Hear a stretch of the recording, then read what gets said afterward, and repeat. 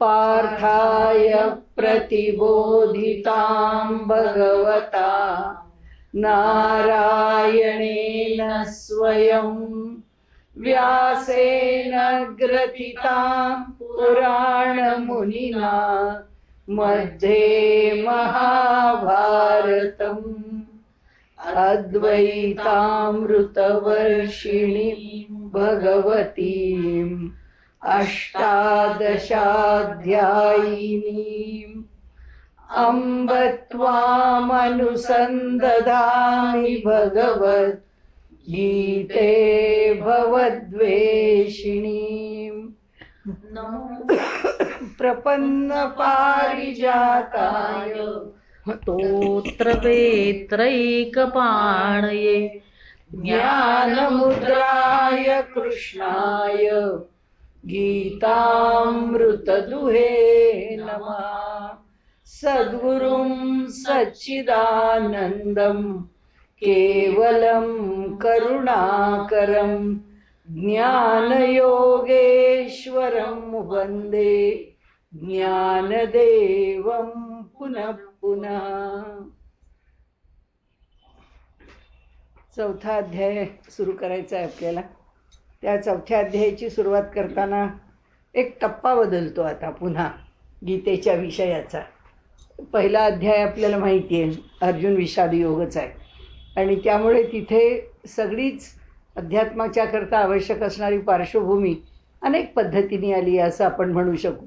ज्याचा विचार, ज्याची भूमिका किंवा ज्याचा त्याकडे पाहण्याचा दृष्टिकोन जसा राहील त्याप्रमाणे ती भूमिका थोडी थोडी बदलत राहील आणि अर्जुनाचा विषाद एक विशिष्ट प्रसंगाने म्हणजे त्याच्या जीवनातल्या घटनांशी जोडून तो त्याचा विषाद प्रकट होतो युद्धभूमीवरती आणि ममत्व त्याच्यामध्ये आड येतं असं आपण म्हणू की दोन गोष्टी आहेत तिथे की ज्यामध्ये ममत्वाला विशेष प्राधान्य देऊन तो विषय पुढे आलेला आहे. पण दुसरा अध्याय आणि तिसऱ्या अध्यायाच्याबद्दल म्हणताना मात्र आपल्याला असं म्हणता येईल की दुसऱ्या अध्यायाचं वर्णन करताना 18व्या अध्यायात ज्ञानेश्वर माऊली म्हणतात मोक्षदानी. हा अध्याय मोक्ष देणार आहे, स्वतंत्र, तो स्वतंत्रपणाने मांडलेला आहे आणि त्याचबरोबर ज्ञानप्रधान आहे. म्हणजे ज्याच्यामध्ये ज्ञानाचं प्राधान्य वर्णन केले किंवा सांख्ययोग वर्णन केलं आहे किंवा ज्ञानयोग वर्णन केलं आहे. हे शास्त्र, गीता हे शास्त्र कसं आहे तर दुसऱ्या अध्यायाच्या संदर्भामध्ये बोलताना किंवा दुसऱ्या अध्यायात विषयाची प्रस्तावना करताना माऊली म्हणते की मोक्षदानी, स्वतंत्र, ज्ञानयोग प्रधान किंवा ज्ञानप्रधान हे शास्त्र आहे. म्हणजे आम्हाला कळलं की त्यांना आपण आता नाहीतरी सार पाहतोय तर त्यामध्ये त्यांना काय सार म्हणून सांगायचं आहे ते त्यांनी दुसऱ्या अध्यायाचं सार 18व्या अध्यायात सांगितलं. तसंच तिसऱ्या अध्यायाचं सार काय आहे तेही सांगताना ते म्हणतात साधनारंभूतो, म्हणजे ज्ञानेश्वर हा साधनेचा आरंभ करणारा तो तृतीय अध्यायी बोलला. साधनेचा आरंभ कसा होतो किंवा साधना कशी करावी या संदर्भामध्ये आता बोलायला त्यांनी सुरुवात केली. म्हणजे गंमत बघा कशी आहे. आता दुसऱ्या अध्यायामध्ये त्यांनी सगळं सांगून टाकलं आहे आणि आपण मुद्दाम 3 भाग त्याच्यामध्ये घेऊन अधिक वेळ देऊन त्याच्यावर भर देऊन आपण तो विषय बघितला की सांख्ययोगावर पण त्यांनी किती भर दिला आहे म्हणजे ज्ञानावरती, आणि कर्माची अपरिहार्यता आणि कर्ममार्गाचं मोठेपण पण कसं सांगितलं आहे या दोन्ही गोष्टी आपण त्याच्यामध्ये घेतल्या. त्यानंतर आता गंमत अशी आहे की तिथे कोणते भाग झाले, ज्ञान आणि कर्म. आता इथे काय झालं, आता साधनारंभ, साधनेचा आरंभ म्हणजे उपासना, म्हणजे इथे आता ते उपासनेला सुरुवात करत आहे. आता बघा सर्वोपनिषदो गावो दौधा गोपालनंदना हे किती प्रत्येक वेळी सत्य ठरतं. आता तिथे काय कांड सांगितले आपल्याला, एक ज्ञानकांड सांगितलं, एक कर्मकांड सांगितलं. आता कोणतं कांड सांगितलं, उपासना कांड. म्हणजे वेद ज्या त्रिकांडात्मक आहे ते वेदाची जी 3 कांड आहेत त्या 3ही कांडांचं विवेचन कसं केलं आहे बघ. म्हणजे आपल्याला लक्षात येतं की सहज सुद्धा मांडत असताना आणि त्या तो विषय अधिक संपादित करून लिहिताना किंवा त्याचं एक व्यवस्थित मांडणी आपल्या पुढे देताना व्यासांनी सुद्धा किती सुंदर दिली. आधी भगवंत बोललेच आहेत पण त्याच्यावर व्यासांचं सुद्धा संपादन अप्रतिम आहे. त्यामुळे आता इथे उपासनेला सुरुवात होती आहे. असा हा जो भाग आहे. आता उपासना कशा करता आली, जसं आपण सांख्ययोगाच्या बरोबर पुढे कर्मकांड किंवा कर्माची महत्ता कशी आली हा विषय जरा गेल्यावेळी आपण ज्याला आपण म्हणू की मूळ विषयापासून थोडं बाजूला होऊन का होईना पण आपण तो विषय मांडला. तसाच आत्ता आपल्याला जो सांगायचा आहे तर बुद्धीच्या बद्दल आपल्याला असं म्हणावं लागेल की बुद्धीनी आपल्याला काही काम करायचं आहे किंवा आमची बुद्धी आम्हाला, म्हणजे ज्याला जो माणूस स्वतःला रॅशनल इंटेलेक्च्युअल म्हणतो, जो स्वतःला बुद्धिवादी म्हणतो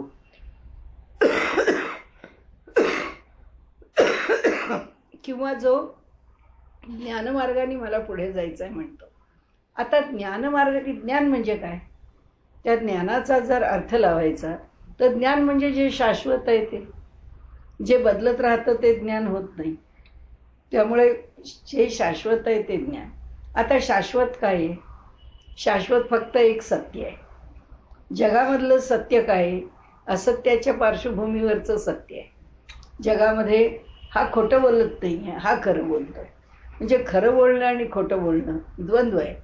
असं प्रत्येक गोष्टीचा विचार करत गेलो तर हे वाईट आहे, हे चांगलं आहे, हे पाप आहे, हे पुण्य आहे, की दुष्टवासना ही सद्वासना आहे. म्हणजे या सगळ्याच्यामध्ये जी चांगली बाजू आहे त्याला आपण ज्ञानाची बाजू म्हणतो आणि हे अज्ञान आहे. आपण तो काय वेडा माणूस आहे, कळत नाही, असं वागू नये, असे गुन्हे करू नये, अशा प्रकारचा व्यवहार करू नये, हे सगळं जे आम्ही बोलतो ते एका पार्श्वभूमीवरती बोलतो.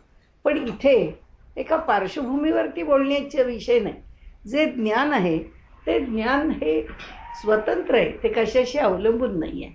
आता थोडासा एक आपण ज्याला तत्त्वज्ञानाचा किंवा थोडासा तात्विक असं काही म्हटलात तरी एक शब्द जर आपण वापरला तर आमचं ज्ञान उपाधी शून्य नाहीच आहे, उपाधीनी युक्त आहे. कोणती तरी उपाधी आपण त्या ज्ञानाला लावली आहे, कोणता तरी एक आयाम त्या ज्ञानाला आपण दिला आहे, कोणता तरी एक विषय आपण त्या ज्ञानाला दिला आहे. आता ज्ञान हे जेव्हा स्वतंत्रपणे जाणेल, म्हणजे आपण हे जे रॅशनल इंटेलेक्च्युअल्स आहेत ना त्यांना आपण का नावं ठेवतो किंवा असं कोणाला वाटतं की ही मंडळी सगळी सनातनी आहेत म्हणून ह्यांना काहीतरी, म्हणून नाही आम्ही काहीतरी बोलत. तुम्ही जे स्वतःला बुद्धिवादी म्हणता, बुद्धिवादी जर तुम्ही स्वतःला म्हणत असाल तर मग बुद्धी कशावर विश्वास टाकील? जे अंतिमतः सत्य आहे त्याच्यावर विश्वास टाकील. तुम्ही तुमच्या मनाला येईल त्याला सत्य समजता, पण तुमच्या मनाला जे कळतं आहे ते एक सीमित सत्य आहे. ते योग्य असेल अयोग्य असेल, पण त्या सीमित सत्याला तुम्ही कसं म्हणता? हे अंतिम, म्हणजे बुद्धिवादाचा पहिला हातचा व्यावहारिक पायाच चुकीचा. आता आम्ही पण सांख्यांच्या इथे बुद्धिवादच सांगतोय, काय दुसरं सांगतोय? दुसरं काही सांगत नाही. ज्ञानमार्गाने परमेश्वराला प्राप्त करणं हे आपण नेहमी म्हणतो की हे खूप अवघड आहे. कसं अवघड आहे? त्याच्याकरता माऊलीसुद्धा म्हणते की 2 मार्ग आहेत. ज्ञानाचा जो मार्ग आहे तो विहंगम मार्ग आहे आणि जो भक्तीचा मार्ग आहे, कर्माचा मार्ग आहे, हे सगळे मार्ग हे पिपिलिका मार्ग आहे, म्हणजे मुंगीसारखे. तिथे कसं झुपकन एका झाडावरनं उठून तो पक्षी दुसऱ्या झाडावर जाऊन बसतो, पण मुंगीही जाते, पण ती बिचारी रस्त्यावरून हळूहळू या झाडापासून त्या झाडापर्यंत चालत जाते. कदाचित तिला वेळ लागेल, परंतु ती हमखास पोचते. तिचा मार्ग साधा सरळ आहे. पण हा असा आकाशातून उडण्याचा जो मार्ग आहे तो मार्ग कठीण आहे. त्यामुळे विहंगम मार्ग आणि पिपिलिका मार्ग असे 2 मार्ग आपण विचारात घेतो. आता तिथे जेव्हा आपण दुसऱ्या अध्यायाचा विचार केला तेव्हा तिथे ज्ञान आणि कर्म याचा विचार केला. म्हणजे एकम सांख्यमचे योगमचे य पश्यती स पश्यती असं म्हणून सांख्यांचा विचार केला, म्हणजे ज्ञानाचा विचार केला आणि ज्ञानमार्गाने परमात्म्याला प्राप्त करून घ्यावं. ज्ञानमार्गाने परमात्म्याला प्राप्त करताना ज्ञान हाच शब्द आहे. ज्ञान हा शब्द जर जगातल्या कोणत्याही उपाधीशी जो जोडायचा नसेल आणि निखळ ज्ञानाच्या सत्य म्हणजे उभं राहायचं आहे. शेवटी ज्ञान म्हणजे तरी काय? सत्यच आहे. सत्यम ज्ञानम अनंतम नित्यम, ही सगळी त्याची एक एक पर्यायी म्हटलं तर व्यवहारातले शब्द आहेत असं म्हणता येईल. आता ज्ञान आहे. ज्ञान कशावरती अवलंबून आहे किंवा कशावर अवलंबून, कारण ते ह्याला काहीतरी आधार पाहिजे ना त्या ज्ञानाला. ह्या जगामध्ये ज्ञानाचा विचार करायला जो आधार आहे तो आधार म्हणजे सत, म्हणजे असणे. जे ज्ञानमार्गामध्ये असणे एवढ्या एका शब्दाला धरून ज्ञानमार्ग खरा पुढे जातो. असणे किंवा आहे, आहे पैसे आलो तर सत्य म्हणू, आपल्याला समजावं म्हणून सत्य शब्द वापरू. आणि असणे म्हणजे बिईंग असा शब्द घेतला तर सत शब्द वापरू. म्हणजे ज्ञानाचा विचार करताना जे अंतिमतः शिल्लक राहू शकतं किंवा जे अल्टिमेटली आहेच आहे अशी ज्याची स्थिती आहे तेच धरून उपासना करावी लागते किंवा जगाचा व्यवहार करावा लागतो किंवा कर्म करावं लागतं. हे सगळे शब्द ज्ञानमार्गाला उपासना शब्द कामाचा नाही आहे, ज्ञानमार्गाला वेगळं कर्म शब्द कामाचा नाही. पण देहव्यापार चालतोच, व्यवहार चालतोच. त्यामुळे हा जो मार्ग आहे हा मार्ग तर चालणारच आहे. आयुष्यातला जीवनातला व्यवहार तर करावाच लागणार आहे. श्वास घेण्यापासून जे जे काही कर्माच्या रूपाने समोर येणार आहे ते करावंच लागणार आहे. म्हणजे ज्ञानी आहे, ज्ञानमार्गाने चालला म्हणजे काहीच नाही असं होऊच शकत नाही. जेवण आहे, खाणं आहे, सगळे व्यवहार आहे, देह आहे, व्यापार आहे, यातलं काहीच जात नाही. आता बुद्धीला आम्हाला त्याची संग त्याचा घ्यायचा नाही. परंतु म्हणजे काय करायचं आहे आम्हाला, आमची बुद्धी आम्हाला अनासक्त ठेवायची, कुठेही आसक्त नाही, कशाशी जोडलेली नाही. आता अनासक्त बुद्धीला जगात व्यवहार करायला आधार काय? जगात व्यवहार करण्याकरता त्या बुद्धीला जर आधार घ्यायचा तर तिला फक्त ईश्वर हाच आधार आहे, कारण तोच एकटा सत आहे. आणि त्याची चर्चा पुढे फार छान केली आहे या अध्यायामध्ये. पण आत्ता आपण आपल्याला लक्षात ठेवण्यापुरतं एवढंच लक्षात ठेवावं की या जगामध्ये असणे, या असणे शब्दावर व्यवहार करणं अवघड आहे. पण ईश्वरावरती श्रद्धा ठेवून, ईश्वरावरती भाव ठेवून, कारण आता श्रद्धा हा सुद्धा प्रांत पुन्हा अलीकडे बरं का. कारण बुद्धीला आधार श्रद्धेचा नाहीच आहे. बुद्धीला आधार या जगात कशाचाच नाही आहे. मन समोर आणतं, मन संकल्प विकल्प करतं, हे कर, हे करू नको, हे कर, हे करू नको. आणि बुद्धी त्याचा निर्णय करते. कशाच्या आधाराने निर्णय करते? स्मरणाच्या. गॅसपाशी गेलो, ढणढण त्याची ज्योत पेटवली तर त्या गॅसवर काय मी हात ठेवणार आहे का? आम्हाला माहिती आहे याच्यावर हात ठेवला की आम्ही भाजणार आहे. कसं माहिती झालं? अनुभवाने माहीत झालं. म्हणजे हा अनुभव ही काय आहे? त्या ज्ञानाची उपाधी आहे की त्या ज्ञानाकरता आम्ही काहीतरी तो काय आसक्त, म्हणजे त्याच्याशी जोडलं जाणं, पक्क होणं, हा व्यवहारातले इतर भावभावनांशी जोडले जाऊ. पण बाकीचे जे व्यवहार करतो ते सगळे व्यवहार अनुभवजन्य आहेत म्हणावे लागतील. की साखर गोड आहे, मग चहामध्ये काय टाकू? आपण काही कोणाला विचारते का, तुमच्या चहात मीठ टाकू का साखर टाकू? असं काही कोणी विचारत नाही, का अनुभव आहे. चहा नावाचा पदार्थ असाच केला जातो, सर्वदूर केला जातो. आता कुठेतरी अपवादाने चहामध्ये मीठ घालून पित असतील तर आपल्याला माहीत नाही. पण सामान्यतः जी गोष्ट घडते ती अशी घडते. अनुभव ही व्यवहाराच्या ज्ञानाला लावलेली उपाधी आहे. म्हणजे आता त्याच्याशी आम्ही जोडलेले आहोत. होय काय श्रीखंड म्हणून दिलंय तुम्ही आम्हाला, खाणं शक्य नाही बुवा. माणूस लगेच म्हणेल की ही चव नाही ती आमची. ते मग काय झालं? श्रीखंड नावाच्या पदार्थाशी माझ्या जिभेची आसक्ती त्या चवीशी जोडली आहे, म्हणून मला त्याच चवीचं श्रीखंड खायला आवडतं. आंबट्ट झालं खाणार नाही, भयंकर गोड झालं खाणार नाही, वास आला खाणार नाही, ते दिसायला बरं नाही वाटलं खाणार नाही, भरमसाठ काहीतरी रंग घातलाय खाणार नाही, भलतंच काहीतरी कॉम्बिनेशन म्हणून त्याच्यामध्ये काहीतरी घातले, कुठलं तरीच फळ घातलंय, काहीतरीच वस्तू घातली, आपल्याला आवडणार नाही. आता उद्या कुणीतरी चीज घातलं श्रीखंडामध्ये, आमची काही चीज घातलेल्या श्रीखंडाची टेस्ट डेव्हलप झालेली नाही, आम्ही काही ते खाऊ शकत नाही. म्हणजे काय, एक पदार्थाच्या विषयीची आमच्या जिभेची सुद्धा एक टेस्ट म्हणा ती त्याच्याशी जोडली. म्हणजे त्याच चवीला मी आसक्त आहे. म्हणजे माझी बुद्धी जेव्हा निर्णय घेते, हे असलं काहीतरी भलतं दिसतंय, हे आपण खाऊ शकत नाही, हे आपल्याला नको श्रीखंड, आपल्याला नको, दुसरे पदार्थ खाऊ आपण इथले, पण तो काही नको. म्हणजे इथे बुद्धी स्वतंत्र उभी राहत नाही. या जगामध्ये बुद्धीला निर्णय घ्यायला कशाचा तरी आधारच लागतो आणि तो मनाचा नाही आहे. बरं, बुद्धीने जो निर्णय घेतला आहे त्या घेतलेल्या निर्णयाचा पुन्हा बुद्धीला काहीच उपयोग नाही आहे, कारण अनुभव ती घेतच नाही. तिने निर्णय घेतला आता हे श्रीखंड खायला सुंदर आहे आणि तिने ते श्रीखंड खायला घेतलं म्हणजे त्या व्यक्तीने, तर ते काय बुद्धीला मिळत आहे का?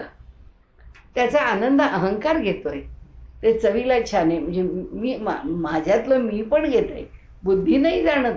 बुद्धीचा तो आनंद नाही आहे. भोक्तृत्व आणि कर्तृत्व हे बुद्धीचं नाही आहे. भोक्तृत्व आणि कर्तृत्व हे अहंकाराचं आहे, म्हणजे माझ्यातल्या मीच्या जाणीवेचं आहे. जो निर्णय घेतला आणि ते खायला घेतलं, जर त्या माझ्या जाणीवेला चव असेल तर आपण म्हणू हो पुष्कळ वाटलं मला खावंसं, पण तुम्हाला नाही माझ्या तोंडाला काही चव नाही. ते श्रीखंड तोंडात टाकलं ना मला कडू लागतंय. तर समोरचा माणूस म्हणाला हो नाही सुंदर आहे श्रीखंड. आपण म्हणू बरोबर आहे, मी जी औषधं घेते ना त्या औषधांमुळे माझ्या तोंडाची चवच गेली आहे, त्यामुळे मी काही ते घेऊ शकत नाही असं आपण जेव्हा म्हणू त्यावेळी त्याचा अर्थ काय होतो? त्यावेळी त्याचा अर्थ एकच होतो की ती जी वस्तू आहे ती वस्तू पुन्हा बुद्धी अनुभवत नाही. त्या वस्तूचा अनुभव घेते ती पुन्हा तो अहंकार किंवा माझ्यातलं मी पण किंवा माझं अस्तित्व किंवा माझी आयडेंटिटी हेच त्याची हे घेते. तू नको तर ती जी जाणीव आहे ती जाणीव त्याचा अनुभव घेते आणि ती जाणीव त्याचा अनुभव घेते, बुद्धी घेत नाही. आता आपल्याला जे जाणून घ्यायचं आहे की मग ज्ञानमार्ग काय करतो. तो ज्ञानमार्ग जो आहे आणि किंवा व्यवहारात जर कोणी कशाला जर ज्ञान म्हणत असेल तर ते ज्ञान काही खरं नाही आहे. ते जे ज्ञान आहे व्यवहारातलं ते असं उपाधीने युक्त. आता आपण इतके हे घेतले उदाहरणं की आपल्याला कळलं की हे जे ज्ञान आहे हे असं उपाधींनी युक्त असलेलं ज्ञान आहे. आता ज्ञानमार्गाचा जो अभ्यास करतो तो अभ्यास करताना तो कशाचा अभ्यास करतो? तो अभ्यास करताना त्या सतचा अभ्यास करतो. आहे हे जे अस्तित्व आहे ह्याच्या पलीकडे आम्ही सगळं नाही आहे याचे तो दोन भाग करून टाकतो आणि मग त्याला माहिती आहे मग ज्याच्यावर श्रद्धा ठेवायची ज्याच्यावर विश्वास ठेवायचा ते काय आहे? तो ईश्वर आहे. कारण आत्ता आम्हाला त्यातल्या त्यात उपलब्ध कोण आहे?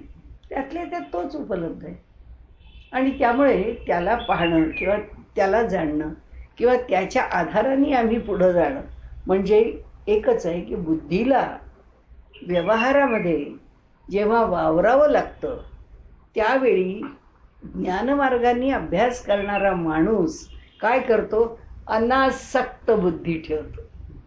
बुद्धीला कशाचीही आसक्ती ठेवायची नाही. मग कशाची ठेवायची? आसक्ती नाहीच ठेवायची. मग बुद्धीला आधार कोणाचा घ्यायचा? ईश्वराचा. म्हणून आपण काय म्हणतो ज्ञानमार्ग म्हणजे काय? तर सतची उपासना आहे ज्ञानमार्गामध्ये. आता ही एक मोठी कसरत आहे. आता आपल्याला त्याच्याशी काही करायचं आहे का? नाही, पण भगवंतांनी आम्हाला दाखवून ठेवलं आहे आणि व्यावहारिक पातळीवर एक लक्षात घेता येतं. हे लोक जे उठ बस जाता येता म्हणतात आम्ही रॅशनल्स, आम्ही इंटेलेक्च्युअल्स, आम्ही कशावरही विश्वास ठेवत नाही. तुमच्या बुद्धीवर तुमचा कुठली बुद्धी आहे तुमची? कशावर विश्वास ठेवते आहे तुमची बुद्धी? तुम्ही जेव्हा म्हणतो आम्ही अंधश्रद्धा नाही म्हणजे तुमच्या बुद्धीची श्रद्धा कोणती आहे? तुम्हाला कुठे कळलं आहे तुमच्या बुद्धीची अवस्था काय आहे? ती तुम्हाला कळलेलीच नाही आहे. तुम्हाला काहीच कळलेलं नाही आहे. त्यामुळे तुम्हाला जो काही जाणीवेचा आत्ताचा भाग आहे तर तो जाणीवेचा जो भाग आहे तो कारण नसताना तुम्ही काही आरोपित करून त्याला तुम्ही महत्त्वाचा बनवला आहे, त्यालाच तुम्ही योग्य आहे असं म्हटलं आहे. तो योग्य नाहीच आहे. म्हणजे जर मनुष्य खराच बुद्धिवादी असेल तर तो कधीच अश्रद्ध होऊ शकत नाही. त्याला श्रद्धावान माणूस म्हणजे दुसरं काय आहे की तो शाश्वतावर श्रद्धा ठेवतो, अशाश्वतावर ठेवत नाही. कारण तो म्हणतो हे जर टिकणारच नाही आहे तर ह्याच्यावर काय श्रद्धा ठेवायची? श्रद्धा म्हणजे विश्वास. तुम्ही मग त्याला काही म्हणा. आणि म्हणून अंध नावाची श्रद्धाच असू शकत नाही. तर हा झाला ज्ञानाचा मार्ग. आता ज्ञानमार्ग सांगून झाल्यावर मग इतका का बरं योगमार्ग सांगितला? आणि भगवंत सारखं सांगतात, बाबा कर्मयोगाला तू अवलंब, हा मार्ग अधिक योग्य आहे, या मार्गाने जावं. आहे 12व्या अध्यायात तर त्यांनी म्हटलंच आहे, अव्यक्तासक्त चेतसाम. म्हणजे जे अव्यक्ताचे बद्दल ज्यांना आसक्ती आहे त्यांना काय आहे, त्यांना क्लेशोधिकतरस्तेषाम अव्यक्तासक्त चेतसाम. त्यांना अत्यंत क्लेश येतो या अव्यक्ताची उपासना करण्यात. का क्लेश आहे? त्याचं कारण असं की असं सत्वर नुसतंच उभं राहायचं म्हणजे ते तलवारीच्या धारेवर उभं राहण्यासारखं आहे. ते राहणं काही सोपं नाही आहे. हे झालं. मग पुढे का आले? एकम सांख्यमचे योगमच यपश्यती सपश्यती म्हणून कर्मावर आले. कारण कर्माला पर्यायच नाही आहे. तेवढा तुम्हाला श्वास घेण्यालाच पर्याय नाही आहे, तर तुम्ही ह्याला सोडून जाणार आहे कुठे? म्हणजे कर्म अनायासे ज्ञानाच्या माणसाला सुद्धा किंवा ज्ञानमार्गाने जाणाऱ्याला सुद्धा अपरिहार्यच ठरलं आहे. त्याला कर्माचा अवलंब करावाच लागतो. आता तो कर्माचा अवलंब करणार म्हणजे तो काय करणार? तर ते म्हणतात, हा जो बुद्धीनी, हा जो ज्ञानाने चालतोय, तो काय करतो? आपली बुद्धी ही अनासक्त ठेवतो. कारण नाही तर ज्ञानाचा मार्गावर तो आडवाच पडला, तो उभा राहूच शकत नाही. म्हणजे त्याची अनासक्त बुद्धी ठेवायची आणि तरी पण योग्य कर्म करत राहायचं, ही फार मोठी कसरत आहे, अनासक्त बुद्धीनी करणं. आणि म्हणून त्यांनी कर्मयोग जो मांडला, तो कर्मयोग पुन्हा सांगताना काय सांगितलं? आता इथे त्याची चर्चा आहे 4थ्या अध्यायामध्ये. तिथे त्यांनी सांगितलं की कर्म करताना सुद्धा, आणि 3ऱ्या अध्यायात तर सांगितलंच आहे, साधनारंभू म्हटलं आहे त्यांनी, की साधनारंभू तो 3य अध्यायी बोलला. तो साधनेचा आरंभ भगवंतांनी 3य अध्यायात सांगितला. म्हणजे साधना कुठे सुरू झाली? ज्ञानाला सुद्धा साधना सुरू झाली बरं का. म्हणजे तो काही त्या साधनेपासून दूर नाही गेला, त्यालाही साधनेत यावंच लागलं. मग ती कशाने सुरू झाली? कर्माने सुरू झाली. कर्माच्या बाबतीत काय आता आपण बघितलं आणि आपल्याला जाता येता बोलून पण पुष्कळ म्हणजे काय म्हणूया त्या गोष्टी पुन्हा पुन्हा पुन्हा पुन्हा बोलून तयार आहेत की कर्मण्यवाधिकार असते माफलेषु कदाचन वगैरे वगैरे. म्हणजे ती सगळी चर्चा आपल्याला गुळगुळीत झाली असं म्हटलं तरी चालेल. की पुन्हा खरंच असं आहे की कर्म करत राहावं, कर्माच्या फलाची अपेक्षा करू नये. आणि त्या कर्मामधून जे घडेल, फल देताना जे घडायचं असेल ते जे घडेल ते निर्विकार बुद्धीने स्वीकारावं. किंबहुना तिथे थांबायचंच नाही आहे. कर्म झालं, कर्माचं फळ आलं का नाही आलं माहिती, पुढे झालं पुढचं कर्म, चला पुढचं कर्म झालं, त्याचं फळ मिळालं का नाही मिळालं, पुढे चालला. म्हणजे ही जी भूमिका आहे की सातत्याने फक्त कर्माशी जोडलेलं राहणं जे आपल्या हातात आहे. आता ह्या दोघांच्याही बाबतीमध्ये असणारा जो काही अडचणीचा भाग आहे की जो नुसता कर्माला आचरतो, जो योगाला आचरतो, त्याचं नाव योग. कर्म करत राहणं म्हणजे योगाचरणे, आणि ज्ञानाने जाणे म्हणजे सांख्य मार्ग किंवा सांख्य योगाचं आचरण करणे. आता इथे विषय समजून घेताना भगवंत असं सांगतात की बाबा रे, तुला या 2 गोष्टी मी सांगितल्या, ज्ञानही सांगितलं आणि तिथे कर्मही सांगितलं. म्हणजे वेदांनी सांगितलेले हे जे 2 मार्ग आहेत, त्या 2 मार्गांची चर्चा मी तुझ्यासमोर केली. ज्ञानमार्गाची चर्चा केली आणि कर्ममार्गाची चर्चा केली. आता हे 2 मार्ग अवलंबताना तुला जे करावं लागणार आहे ती उपासना आहे. कारण उपासना हाच आचरण्याचा मार्ग आहे. त्यामुळे आपल्याला एक गोष्ट सांगितली, तुम्ही चर्चा किती करा, म्हणून तर सांगितलं आहे ना, नायम आत्मा प्रवचनेन लभ्या. हे लंब्या लंब्या गोष्टी बोलून परमात्मा भेटत नाही. काही प्रवचन करत राहिला म्हणून त्याला होणंच शक्य नाही. प्रत्यक्ष उपासना करावीच लागते. प्रत्यक्ष उपासना का? कारण शारीरिक, मानसिक, बौद्धिक सर्व पातळीवरती त्याला शुद्धी साधायलाच पाहिजे, त्याला एकाग्रता यायलाच पाहिजे. आणि सगळ्यात महत्त्वाचा विषय म्हणजे आपल्याला शेवटीच असं सांगितलं 3ऱ्या अध्यायाच्या की संयम हा आलाच पाहिजे. जसं समुद्राच्या वेळी सांगितलं त्यांनी की समुद्र आपली मर्यादा कधीच सोडत नाही, तसं मनुष्याने मर्यादा कधी सोडूच नाही. मर्यादा सोडू नये म्हणजे काय? संयम सोडू नये. हे आता ह्या सर्व गोष्टी उपासनेसहित ज्ञान आणि कर्माची सांगड कशी घालायची, ज्ञानमार्गाने कसं जायचं, कर्ममार्गाने कसं जायचं आणि मग ती उपासना करत करत ते मार्ग कसे मिळवायचे, हे जे सांगायचं आहे किंवा हे जे सांगितलं आहे ते कशात सांगितलं आहे त्यांनी या 4थ्या अध्यायात. आता त्यांचा तो विषय आहे सांगण्याचा आपल्याला. आणि म्हणून त्यांनी त्याला ज्ञानकर्म संन्यास योग असं म्हटलं आहे की ज्ञान पण आहे आणि कर्म पण आहे आणि त्याचा सम्यक न्यास आहे. संन्यास म्हणजे न्यास म्हणजे ठेवणे, योग्य प्रकारे ह्या 2 गोष्टींना ठेवणे, राखणे. त्यामुळे ज्ञानकर्म संन्यास योग या दोघांचा सम्यक न्यास करून आपल्याला ज्ञानालाही जाणून घ्यायचं आहे, आपल्याला कर्मालाही जाणून घ्यायचं आहे आणि ह्या दोघांना जाणून घेत असताना आपल्याला उपासनाही करायची आहे. त्यामुळे इथे उपासनेच्या मार्गाला सुरुवात झाली.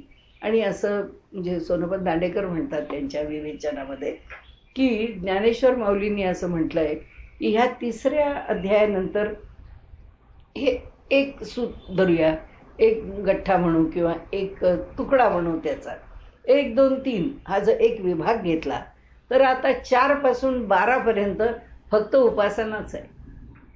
ते म्हणतात, त्यांनी असं म्हटलंय की ज्ञानेश्वर महाराज 4थ्या अध्यायापासून 12व्या अध्यायापर्यंतच्या भागाला ही उपासना कांडच आहे असं म्हणतात. आणि यामध्ये वेगवेगळ्या प्रकारांनी त्यांनी आपल्याला म्हणजे भगवंतांनी आपल्याला उपासना समजावून दिली आहे अशी त्यांच्या विवेचनाच्या मागची पार्श्वभूमी म्हणा, भूमिका म्हणा किंवा त्यांना त्यांच्या भाष्याद्वारे आपल्याला हे स्पष्ट करून सांगायचं आहे. हा त्याचा एक भाग झाला.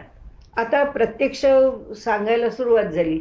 अर्जुनाला ते म्हणतात, अर्जुन आता तुला प्रत्यक्ष मी सांगतोय. आता सांगायला सुरुवात झाली ती उपासना. आणि आता जेव्हा ते उपासना सांगायला लागलेत तेव्हा त्यांनी जो पहिला श्लोक घेतलाय, इमम विवस्वते योगम प्रोक्तवान अहम अव्ययम, हा असा अविनाशी योग आहे. म्हणजे मी जर तुला सांगतोय ज्ञानकर्म संन्यास हा अविनाशी योग आहे, म्हणजे शाश्वत योग आहे. हा योग कुणी कुणाला सांगितला? हा योग पहिल्यांदा मी सूर्याला सांगितला. मग सूर्याने कोणाला सांगितलं? सूर्याने सांगितला तो आपला मुलगा मनवे म्हणजे मनु, त्याला त्यांनी सांगितला. त्यानंतर मनुनी कोणाला सांगितला? इक्ष्वाकूला सांगितला. अशा प्रकारे तो योग पुढे गेला. आणि त्या योगाचा विचार आत्ता आपण करतो किंवा आत्ता जे मी तुला सांगणार आहे तोच योग मी तुला सांगणार आहे. कशाकरता सांगणार आहे? जर इतका तो मागे सांगितला होता तर मग आता पुन्हा तुला सांगायची काय गरज आहे? तर म्हणाले हा पुरातन असा योग मी त्यावेळी ह्या सर्व जे सूर्य इक्ष्वाकू म्हणजे सूर्य मनु इक्ष्वाकू अशी जी परंपरा आली ती त्यावेळी सांगितला. तोच योग आता मी तुला त्याच्यापेक्षा काही वेगळं सांगत नाही आहे. पण का सांगतो? तर कारण भक्तोसी, तू माझा भक्त आहेस, सखा मी माझा सखा आहेस आणि म्हणून मला तुला हा योग सांगावासा वाटतोय आणि म्हणून हे रहस्य मी तुला सांगण्याकरता उद्युक्त झालो आहे. ही एक पहिली भूमिका झाली त्याची. त्या भूमिकेमध्ये ते म्हणतात की अर्जुन म्हणतोय आता कठीणच आहे की मला तू दिसतोयस, तुझा जन्म मला माहिती, माझा जन्म तुला माहिती, आपण दोघांचे नातेवाईक भावंड हे सगळं असताना तू तेव्हा कुठे होता? तो सूर्य कुठे जन्माला आला जेव्हा जन्माला आला, किंवा त्या सूर्याने तो इक्ष्वाकू वंश जेव्हा आला, कारण ते सूर्यवंशी आहेत ना रामाचे, हा इक्ष्वाकू वंश आहे. तर त्या वंशाला तू सांगितलंस तो मनु केव्हा जन्माला आला आणि या सगळ्यांना तू सांगत होता. मग आता काय आणि तेव्हा तू कुठे होतास? तेव्हा भगवंत सांगतात अपरम भवतो जन्म परम जन्म विवस्वतः कथम एतत् विजानीयाम त्वम आदौ प्रोक्तवान इति. तू त्यावेळी मागच्या काळामध्ये कुठं सांगितलंस ते सांग तरी मला. अर्जुन म्हणतो की अरे तेव्हा तू कसं सांगितलंस की आत्ता तर आपला जन्म दोघांचा बरोबर आहे, बहुनी मे व्यतीतानी, माझे पुष्कळ जन्मानी तवच्या अर्जुन, तुझे पण अर्जुना माझेही पुष्कळ जन्म व्यतीत झाले आहेत, तुझेही पुष्कळ जन्म व्यतीत झाले आहेत, परंतु तू जाणत नाहीस. तानी अहम वेद सर्वाणी, त्या सगळ्यांना मी जाणतो, न त्वम वेत्थ परंतप, पण तू मात्र त्यांना जाणत नाहीस, मी जाणतो. आता याच्यामध्ये पुन्हा दुसरी गोष्ट की त्यांनी पुनर्जन्माचा सिद्धांत आपल्याला अगदी घट्ट करून सांगितला की माझे इतके जन्म झाले, तुझे पण झाले, तुला न आठवू दे, मला आठवतात, किंवा मी सांगू शकतो. त्याचं कारणही त्यांनी दिलं आहे. म्हणाले अजोपी सन्न अव्ययात्मा भूतानाम ईश्वरोपी सन प्रकृतीम स्वामधिष्ठाय संभवामी आत्ममायेया. म्हणजे मी माझ्याच मायेवरती, आता कसं सांगितलं बघा, अजोपी अजहा अपी, मी अजन्म आहे तरीसुद्धा. नंतर अव्ययात्मा, मी अव्यय आहे, म्हणजे माझ्यामध्ये काही खर्ची पडत नाही. भूतानाम ईश्वर, सर्व भूतमात्रांचा ईश्वर आहे. पुन्हा शेवटी 18व्या अध्यायात सांगतात ईश्वर सर्व भूतानाम हृदयशैर्जुन तिष्ठती भ्रामयन सर्व भूतानी यंत्रारूढानी मायेया. म्हणजे मी सर्व च्या ठिकाणी ईश्वर रूपाने, ह्या भूतांच्या ठिकाणी आत्मरूपाने मी निवास करतो आहे. पण आता कसा येतो बघा, म्हणाले प्रकृती स्वाम अधिष्ठाय. आता दोन बाजूनी विषय समजून घेण्यासारखा म्हणून आपण थोडा हटके विचार करतोय, म्हणजे विषयापासून हटके बाजूला जाऊन. म्हणजे कसं की आता जर विष्णू, शंकर, ब्रह्मदेव हे सगळे जन्माला कुठून आले? प्रकृतीपासून.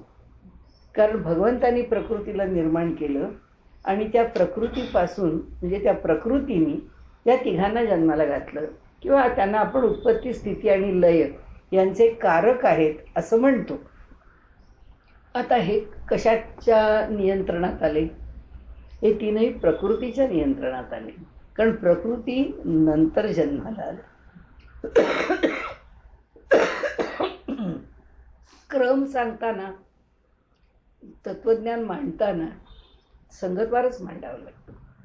आणि ते जेव्हा मांडतो त्यावेळी उपासना करताना त्याचं स्वरूप, तत्वज्ञान समजून घेताना त्याचं स्वरूप, आणि इथे भगवंतानी आपल्या अवतार घेतानाचं आपलं स्वरूप, हे फरक सांगितले. म्हणजे आपण जेव्हा उपासना करतो तेव्हा माझा विष्णू किंवा म्हणजे माझा कृष्ण किंवा माझा शंकर, माझी देवता ही त्या प्रकृतीपेक्षा निम्न आहे असं आपण कधीच म्हणतो. माझा सगुण परमात्मा सर्वश्रेष्ठ आहे. त्या सगुण परमात्म्याची मी उपासना करतो. म्हणून आपल्याकडे संतांनी खूप चांगली भूमिका मांडली आहे, जी व्यवहाराच्या पातळीवरती संतांनी मांडली, आणि त्याचं मूळ रूप व्यासांनी सांगितलं. काय आहे त्याचं मूळ रूप? की हा भगवंत सगुण रूपात आम्हाला दिसतोय. तो सगुण कोणामुळे झाला? प्रकृतीमुळे झाला. सगुण केलं कुणी? त्या प्रकृतीने जन्माला घातलं म्हणून. नाहीतर ते तो मूळ परमात्मा जन्माला घालत नाही. परमात्मा प्रकृतीला जन्माला घालतो, प्रकृती ह्या सगळ्या सृष्टीला जन्माला घालते. ह्या सगळ्या सृष्टीला जन्माला घालण्याच्या आधी या देवतांना उत्पत्ती, स्थिती, लय ह्याच्यातच प्रकृती, जे सगळं जग येतं, मग त्याच्या देवता आल्या ह्या. आता आम्ही विष्णू म्हणून उपासना करतो. आम्हाला कुठे माहिती आहे की तो प्रकृतीपासून जन्माला आलेल्या विष्णूची उपासना करतो का मी आदिनारायणाची उपासना करतो? मी आमच्या तत्त्वज्ञानामध्ये किंवा उपासना करताना साधं सोपं सूत्र आहे की माझं हे जे दैवत आहे, हे दैवत म्हणजेच परब्रह्म आहे, बाकी काही वेगळं नाही. मग हे दैवत म्हणजे परब्रह्म आहे. आता हे आपण तत्त्वज्ञानाचा अभ्यास करतोय म्हणून एवढं बोलतो. मग जर परब्रह्म आहे तर मग परब्रह्माचा अर्थ काय झाला? आणि या आमच्या विष्णूची जागा काय झाली? मग प्रकृतीने तिला जन्माला घातलं असं का म्हटलं? त्याच्याकरता असं आपल्याला म्हटलंय की व्यवहाराच्या पातळीवर तर ह्या जगाच्या कक्षेत यावंच लागतं.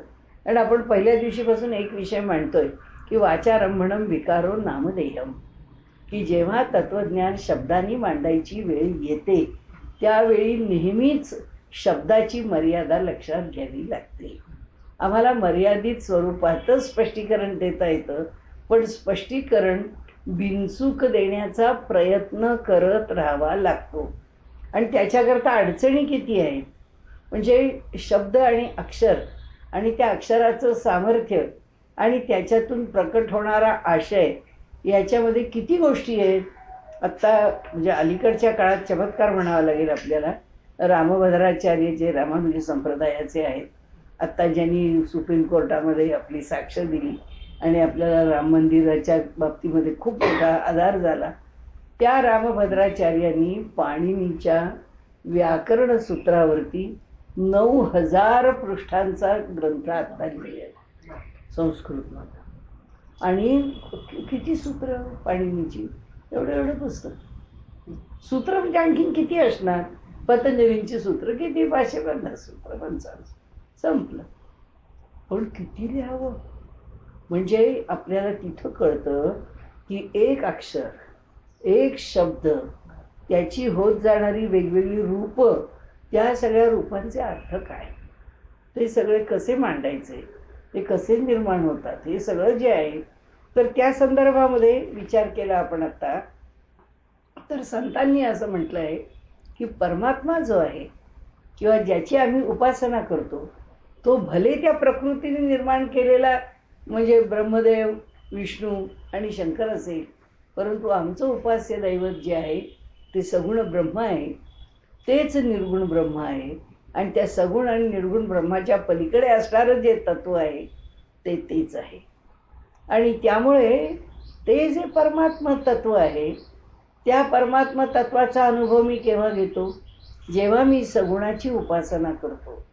आणि त्या उपासनेने मी जेव्हा सिद्ध होतो, तेव्हा मी अनुभव त्या निर्गुण रूपाचा, त्या मूळ रूपाचा घेतो. म्हणजे आता लक्षात आलं, अधिष्ठान लौकिक आहे, अधिष्ठान शाश्वत नाही आहे. अधिष्ठान लौकिकातलं निर्माण होईल, होणार नाही. आणि म्हणून आमच्या विष्णूची मूर्ती आहे, त्या मूर्तीला कुणी परकीयांनी त्याला भंग केली, तिची हे केली, विटंबना केली. आम्ही म्हणतो माझ्या देवतेला काय होतं आहे? माझ्या हृदयस्थ भगवंताची मूर्ती कधीच भग्न होत नाही. म्हणजे हे जे त्याचं शाश्वतपण आहे, ते अंतःकरणात धरून आम्ही त्या सगुणाची भक्ती करतो. आता त्या चालीवर भगवंताचं हे वचन लक्षात घेण्यासारखं आहे. भगवंत काय म्हणतो? मी जन्म घेतो, मी जन्माला येतो, या प्रकृतीतच येतो ना, देहच घेऊन आलो ना. कृष्णाने सुद्धा देह टाकलाच ना, रामाने सुद्धा देह टाकला. मग ते एवढे होते म्हणून ते काही आजवर पृथ्वी तलावर वावरत नाही राहील. त्यांनी त्यांचा काल संपला आणि देह टाकला. त्याच्याबद्दल ते इथे म्हणतात की अजोपी, मी खरा म्हणजे अजन्म आहे, मी जन्माला येणारा नाही. तसाच अपिसन अव्ययात्मा, मी अव्यय आहे. त्याचबरोबर भूतानाम ईश्वरोपी सन, त्याचबरोबर या भूतमात्रांच्या हृदयामध्ये, प्रत्येकाच्या हृदयात किंबहुना या संबंध विश्वात मी भरून राहिलेलं आहे. असं असून आता प्रकृतीम स्वाम अधिष्ठाय, मी ही जी प्रकृती आहे ती सुद्धा मीच निर्माण केलेली आहे ना. त्या प्रकृतीच्या अधिष्ठानावरच जन्माला येतो. म्हणजे तुम्हाला मी तुमच्यासारखाच दिसतो, हिंडतो फिरतो, नाचतो खेळतो, लोणी चोरतो, दही खातो, दूध पितो, सगळं करतो. तरी प्रकृतीम स्वाम अधिष्ठाय संभवामी आत्ममायया. परंतु मी जो जन्माला येतो तो प्रकृतीमुळे जन्माला येत नाही. हे फक्त पक्क लक्षात ठेवा. हा जो मुद्दा आहे तो पक्का लक्षात ठेवायचा की परमात्मा या प्राकृतिक पांचभौतिक दिसणाऱ्या या जगामध्ये पांचभौतिकच व्यवहार करतो. त्याच्याकरता आपल्याकडे एक वचन आहे, मर्त्यावतार मर्त्य शिक्षणम. म्हणजे मानवाचा अवतार घेऊन परमात्मा येतो. कशाकरता? आम्हा मानवांना शिकवण्याकरता. आम्हाला शिकवण्याकरता तो आमच्यासारखाच होऊन येतो. तो आमच्यासारखा होऊन आला तर भगवंत म्हणतो येतो, पण मी कसा येतो? संभवामी आत्ममायया. मी जो जन्माला येतो तो माझ्या मायेपासून. म्हणजे मला जे करायचं आहे, मला ज्या प्रकारे प्रकट व्हायचं आहे, मी माझ्या सामर्थ्यावर प्रकट होतो, प्रकृतीच्या सामर्थ्यावर नाही. म्हणजे आता लक्षात काय ठेवायचं? आम्ही जी उपासना करतो, ज्याला विष्णू म्हणतो, ही माझ्या घरातली छोटीशी मूर्ती आहे. काय कृष्णाची असेल, विष्णूची असेल, पण ती जी मूर्ती आहे ती मूर्ती भले मी संगमरवराची केली असेल, सोन्याची केली असेल, चांदीची केली असेल, ती मूर्ती ह्याच जगात आहे. कुणी त्या मूर्तीला काहीही करू शकतं, कितीही सजवू शकतं, त्याची विटंबनाही करू शकतं. यातलं काहीही झालं तरीसुद्धा ह्यातल्या ज्या तत्वाची मी उपासना करते ते तत्व हे प्रकृतीतलं कोणतंही तत्व नाही. तो या प्रकृतीच्या पलीकडे असणारा तो परमात्मा स्वतःच्या ठिकाणी असलेल्या मायेनी म्हणजे मला दृश्य होण्याकरता इथे आला. म्हणजे मला माझा कृष्ण बघताना मला जर हा प्रत्यय आला की हा माझा कृष्ण हा इथे मंदिरात आहे म्हणून तो संगमरवराचा आहे, म्हणून तो चांदीचा आहे, नाही. हा जो कृष्ण आहे ना हा कृष्ण स्वतःच्या सामर्थ्यानेच इथे उभा आहे. हे जे त्याचं रूप आहे हे असेल मला बघायला संगमरवरात, पण तो संगमरवरी नाही आहे, तो त्या रूपात असा झाला तर मला तो त्याच रूपात दिसेल. त्याचं दर्शन इथे भगवंत आम्हाला सांगतात की एक लक्षात ठेवा, मी जन्म घेतो पण कसा घेतो, प्रकृतीम स्वामधिष्ठाय संभवामी आत्ममायया. संभवामी म्हणजे मी जन्माला येतो, माझ्या योग मायेनी मी प्रकट होतो. ती माझी माया आहे, म्हणजे ती प्रकृती माझ्यावर काही करू शकत नाही, तिचा कोणताही हक्क माझ्यावर चालत नाही. म्हणजे आमचं जन्माला येणं आणि परमात्म्याचं जन्माला येणं हेच आधी मुळात कळावं लागतं. आणि मग तो पुढे म्हणतो की मी मग कशा करता जन्माला येतो. आता ठीक आहे, आपल्याला माहीत असलेले विषय, मोठी गोष्ट सांगितली. तिथे पण एक गोष्ट आपण लक्षात ठेवण्यासारखी, यदा यदा ही धर्मस्य ग्लानिर्भवती अभ्युत्थानम अधर्मस्य परित्राणाय साधूनां विनाशाय च दुष्कृतां आणि धर्मसंस्था पदार्थ, या 5 कारणाकरता येतो. याकरता मी अवतार घेतो. तर तेव्हा आपण तो, देवा आता तू कधी अवतार घेशील, आता काय परिस्थिती झाली आहे, ह्या परिस्थितीमध्ये तुलाच आलं पाहिजे, तू आलास तर खरं, नाही तर काही खरं नाही. देव म्हणतो मी येतोच आहे. प्रत्येक क्षणी भागवतामध्ये फार सुंदर वर्णन केलंय. मी त्याला तळमळून हाक मारली, भगवंता काही कर, माझं एवढं संकट निवारण आलाच आहे तो. कोण इंग्लंडमध्ये, कोण अमेरिकेमध्ये, आत्ता या क्षणी कोण आजारी आहे, कोण हॉस्पिटलमध्ये, कोण कोणाच्या प्रसूती वेदना असतील, कुणाला झालेल्या अपघाताच्या वेदना असतील, तो भगवंताला हाका मारतो, भगवंता अरे या वेदनातून सोडव बाबा, सोडव बाबा. आणि तो सारखा जेव्हा त्याला बोलावतो तेव्हा तो येतोच. तर तो येतो कसा, तो प्रत्येकाकरता येतो. म्हणजे तो फक्त केव्हा तरी एकदा धर्माला ग्लानी आली म्हणजे येतो. भागवतकार म्हणतात तो प्रतिक्षणी अवतार घेतच असतो, कसले ना कसले तरी अवतार घेत असतो.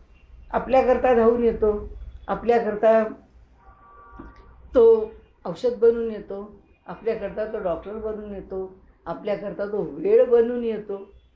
इतक्या वेळेत आपल्याला माणसं भेटतात. कशी भेटतात, तो त्या वेळेच्या रूपाने हे सगळं जे तो करत असतो आपल्याला कळत नाही. कोणतंही रूप घेतो, कोणतंही म्हणजे त्याला घ्यावंच लागत नाही, त्याच्या सामर्थ्याने. पुन्हा योगमाया, ती त्याची जी योगमाया आहे, त्या योगमायेने आमचा प्रत्येक प्रसंग त्याचं निराकरण करण्याचं सामर्थ्य आहे त्याच्याकडं. म्हणून संतांचा जो दृढ विश्वास आहे, त्यांना असं वाटतच नाही संतांना की आम्हाला काही होईल, त्याच्याकरता आम्ही काहीतरी वेगळी योजना केली पाहिजे, नियोजन केलं, तो बघून घेईल. कारण इतकी श्रद्धा आहे, इतकं तो करणार आहे की पूर्ण त्याच्यावर श्रद्धा टाकताना कुठे अडचण नाही. म्हणून हे सगळे जरी त्याची कारणं असली ती जन्माला येण्याची फार मोठ्या रूपात, तरी तो लहान लहान रूपात येतोच आहे. आता मोदी बोलतात, खरं होतं, मोदी ते म्हणतात म्हणजे मोदी आहे तो मुमकिन आहे. ते कसं काय मुमकिन आहे, त्याचं कारण असं आहे की ती श्रद्धाच तशी ठेवली आहे.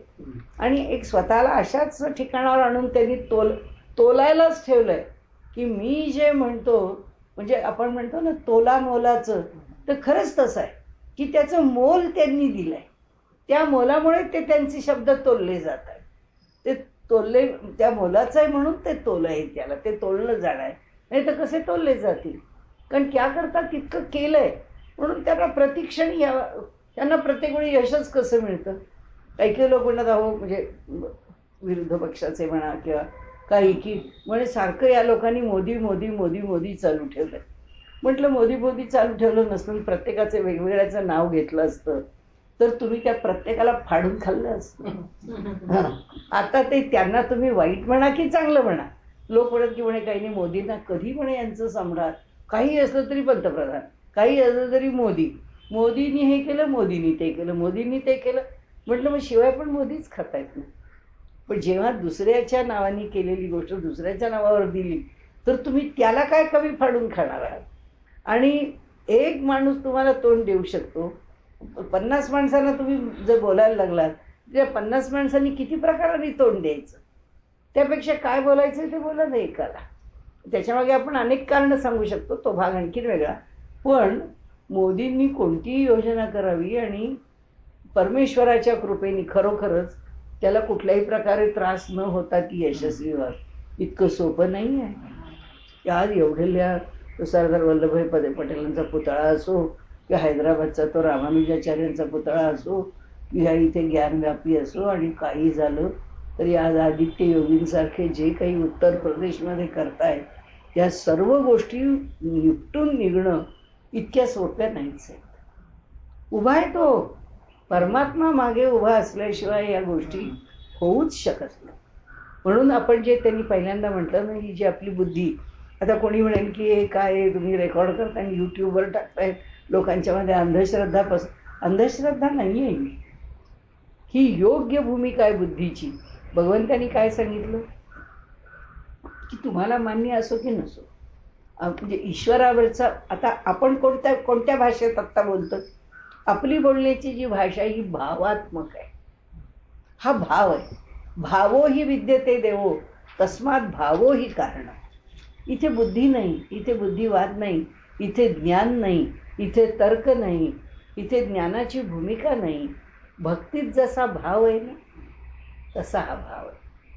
म्हणजे भावात्मकता, त्या भक्तीतल्या प्रेम आधी भावाच्या पलीकडे जे जातं तो भाव म्हणजे कसा आहे, एवढाच भाव आहे. ह्याच्या पलीकडे भावाचं मूलभूत स्वरूप असूच शकत नाही. मूलभूत स्वरूप हेच आहे. भाव म्हणजे आणखीन वेगळं काही स्वरूप नाही. मला भगवंताबद्दल प्रेम वाटतं, मला भगवंताबद्दल भक्ती उचंबळून येते, माझी भगवंतावर पूर्ण श्रद्धा आहे, ह्या सगळ्या अलीकडच्या व्यवहाराच्या पातळीवर बोलण्याच्या गोष्टी आहेत. प्रत्यक्ष अनुभवताना केवळ त्याचं असणं हेच अनुभवलं जातं. मग आता जर का आम्ही आत्तापर्यंत जे बोलतो की तो प्रत्येक वेळी अवतार घेतो, तो प्रत्येक वेळी येतो आणि सगळ्या वाईट गोष्टींचं, संकटांचं निराकरण करतो, मान्य नाही. भगवंत म्हणतात नसू दे मान्य. दुसरी बाजू सांगतो, मी भक्ताला किंवा मी श्रद्धावंताला किंवा मी योग्य काम करणाऱ्याला किंवा प्रयत्नात यतमान असतो, प्रयत्नात जो अत्यंत प्रयत्नशील आहे, कठोर प्रयत्न करतोय, त्याच्याकरता मी काय करतो, कुठून त्याच्याशी जोडला जातो, कुठून त्याला प्रेरणा देतो, कुठून त्याला यश देतो, कुठून त्या गोष्टी घडवून आणतो, कुठून संकल्पना निर्माण करतो, एकच बुद्धियोगम ददाम्यहम. त्याला मी बुद्धी देतो, बुद्धीचा योग देतो. बुद्धीचा योग म्हणजे काय, त्याच्या बुद्धीशी मी जोडला जातो. योग म्हणजे जोडले जाणे. बुद्धियोगम ददाम्यहम म्हणजे बुद्धीला जोडला जाऊन त्याची बुद्धी मी अशी चालवतो. आपण कुठे साधं एखादं मशीन आहे, त्याच्या ट्रायल करता द्यायचं आहे, तर एखादा कामगार आहे त्याला सांगतात बाबा तू जा, कारण तुला बरोबर माहिती आहे. म्हणजे ॲक्च्युअल त्याची ट्रायल देताना किंवा प्रत्यक्ष त्याचं डेमॉन्स्ट्रेशन देताना फेल व्हायला नको, कारण नेमकं काय कसं कुठे केलं पाहिजे ह्याचं तुला इतका पक्का सराव आहे की तुझ्याशिवाय दुसरा माणूस सक्सेसफुली हे करू शकत नाही. ह्याचा अर्थ काय होतो, त्याच्या कॉन्सन्ट्रेशननी, त्याच्या काम करण्याच्या पद्धतीने, त्याच्या प्रामाणिकपणाने, अनेक गुण असतील त्याचे, त्याच्यामुळे त्यांनी ती गोष्ट ज्या तऱ्हेने मिळवली आहे, त्यातलं कौशल्य मिळवलं आहे, ते कौशल्य म्हणजे भगवंत म्हणतो मी आहे. आणि त्या कौशल्याला यश देण्याकरता त्याची जी तपश्चर्या उभी आहे ती बरोबर देणार. म्हणजे मी नेहमी म्हणते की 11:59 आणि 59 सेकंद आमचे, पण शेवटचा जो 1 सेकंद आहे तिथे 12 तो वाजू देत नाही आमचे, तो ते यशस्वी करतो. तिथपर्यंत आम्हाला झगडा, तिथपर्यंत आम्हालाच केलं पाहिजे. आणि जोपर्यंत आम्ही हे करत आहोत तोपर्यंत आम्हाला तो बुद्धियोगम ददाम्यहम तो देत असतो. म्हणजे कोणताही रॅशनल इंटेलेक्च्युअल, कोणताही दुसऱ्या श्रद्धावंताला गबाळा म्हणणारा, याला अर्थ नाही म्हणणारा, ही अंधश्रद्धा आहे म्हणणारा, त्यालाच माहिती नाही, कारण त्याचा कधीच बुद्धीचा योग होत नाही. त्याची बुद्धी कधीच चांगल्या गोष्टीशी जोडली जाऊ शकत नाही, कारण त्या बुद्धीच्या ठिकाणी आस्तिक भाव नाही म्हणत आपण, ती भावात्मक पाहिजे. त्या बुद्धीच्या ठिकाणी जोवर भावात्मकता येत नाही तोपर्यंत त्याला त्याचं खरं ज्ञान होणारच नाही.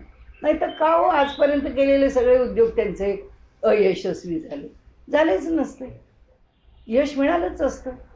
त्यांनी सुद्धा काही ना काही तर्क लढवून इतक्या गोष्टी उभ्या केल्या, एकालाही स्थान मिळू नये.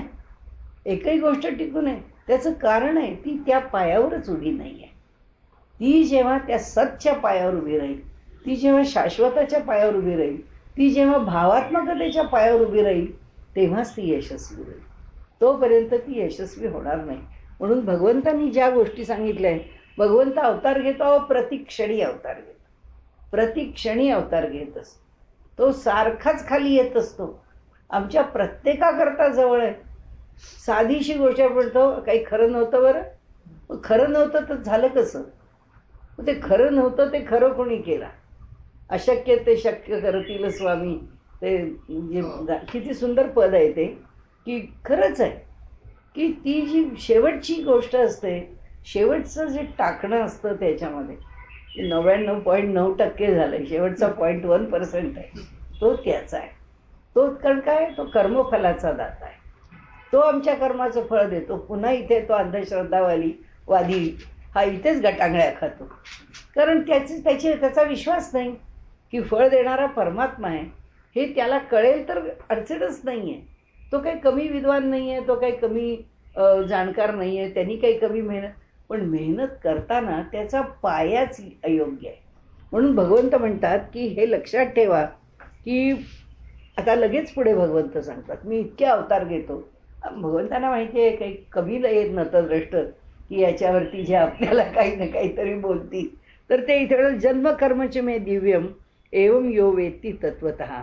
हे माझे जन्म आणि ह्या जन्मात येऊन मी केलेलं कर्म हे किती दिव्य आहे, याची ज्याला जाणीव होत नाही किंवा ह्याचं ज्ञान जे करून घेऊ शकत नाहीत, त्यक्त्वा देहम पुनर्जन्म नैति मामेति सोऽर्जुन, होत नाहीत ते करंट आहेत बिचारे. पण ज्यांना ह्याची जाणीव होते त्यांना पुन्हा ह्या जगात यावं लागत नाही, ते पुनर्जन्माचे धनी होत नाही.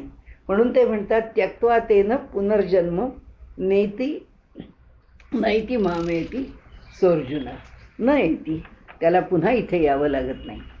तसंच त्यांनी पुष्कळ प्रकारांनी पुढचाही श्लोक घेतला आहे की वीतराग भय क्रोधा मन्मया मापुमाश्रितः माम उपाश्रितः बहवो ज्ञान तपसा पूता मद्भक्ता व मागतः.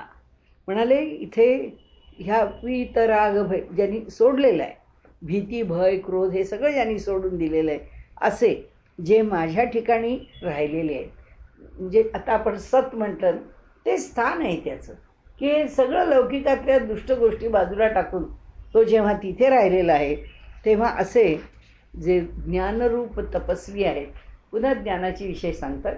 कारण हे असं राहणं, माझ्यात येऊन राहणं, असं असणं, सगळं सुटणं आणि केवळ असणे ह्या भावात येणं हा ज्ञानाचा मार्ग आहे.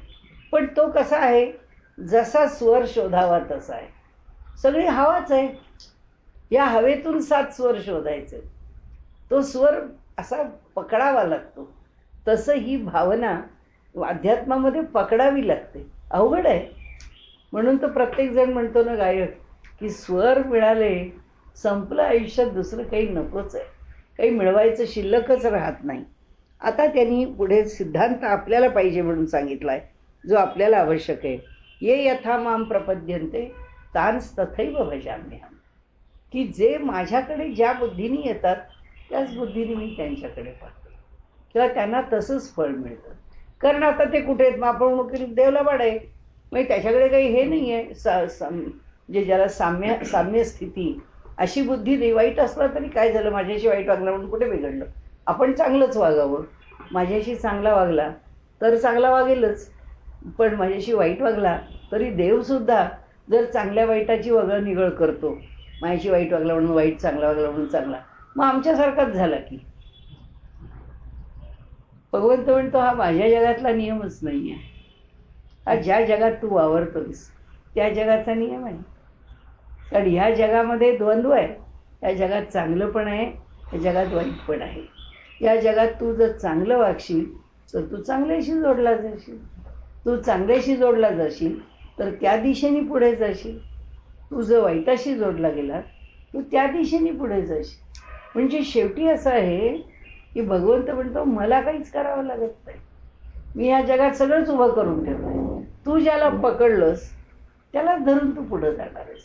आणि त्यामुळे ये यथा माम प्रपद्यन्ते तांस तथैव भजाम्यहम्, मी त्यांना तसाच भजतो. म्हणजे ते मी भजतो म्हणजे कोण? मी काय त्याच्यामध्ये खेळत बसलेलो नाही आहे कोणाला. त्याला तोच मार्ग मिळतो, याला हाच मार्ग मिळतो, तो त्याच मार्गाने जात राहतो. आणि म्हणून म्हणाले इथे ह्या ठिकाणी त्यांनी सांगितलं की म्हणून जे शहाणे लोक आहेत ते काय करतात? मम वर्तमानुवर्तन्ते, जो माझा मार्ग आहे त्याच मार्गाने चालतात. ते दुसऱ्या मार्गाने चालत नाही. ते शहाणे आहेत लोक, त्यांना माहिती आहे की ज्या अर्थी त्यांनी घालून दिलेला हा मार्ग आहे तोच मार्ग हा मला योग्य आहे किंवा आचरण्यासारखा आहे. आता इथे दुसरा पण एक विषय मांडला आहे त्यांनी की ह्या लोकामध्ये जेव्हा माणसाला काही मिळवायचं आहे, त्यांनी काय असं आम्हाला लगेच म्हटलं नाही की तुम्ही सगळ्या अगदी निष्काम कर्मयोगीन भगवंताची प्राप्ती अपेक्षा असं असणार नाही. काही ना काहीतरी मिळवायचं आहे, ते मिळवण्याची इच्छा आहे म्हणून तुम्ही काही उपासना करा. त्यांनी सांगितलं यज्ञ यागादी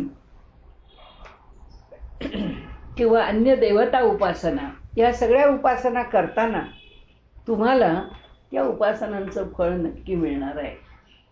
हे मोठं आश्वासन आहे.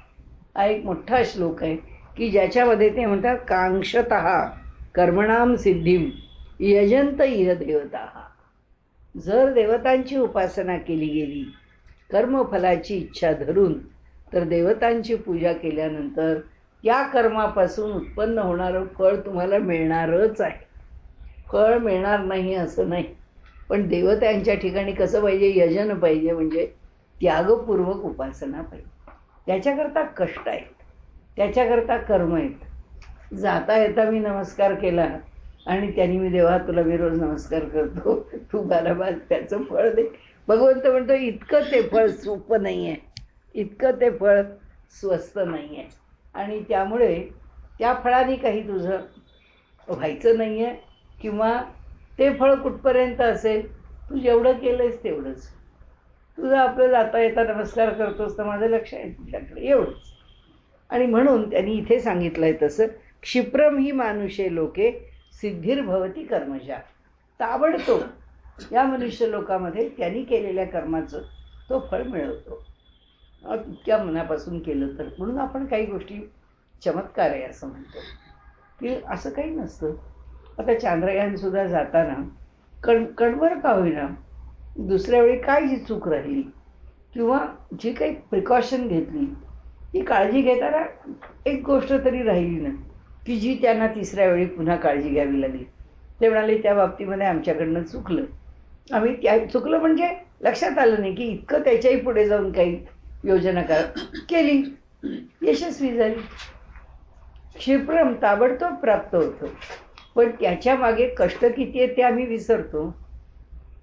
त्यामागे त्याही लोकांनी किती कष्ट केले आधी पण, आणि नंतर अयशस्वी झालं म्हणून यशस्वी व्हायला पण किती कष्ट केले. म्हणजे भगवंताचं जे सांगणं आहे आम्हाला ते सांगणंच असं आहे की तुम्ही त्याच्याकरता जे करणार आहात ते त्यागपूर्वक करा. माझी आई नेहमी म्हणायची, म्हणलं अगो काय अट्टाहास करते, काय तुझं ते सोळं, काय तुझी ती उपासना, काय ते पोटाला मारायचं, सारखे उपास तापास करायचे.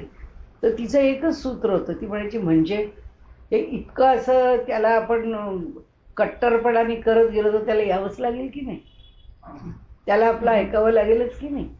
म्हणजे त्यांची त्यांच्या धारणेप्रमाणे की माझ्या हातात काय आहे, माझ्या हातात एवढं आहे, मी त्याच्याकरता उपास तापास करू शकते, मी त्याच्याकरता जास्तीत जास्त भोजन शुद्ध त्याला करून घालू शकते, मला जे वाटतं ते मी जास्तीत जास्त करून त्याला देऊ शकते.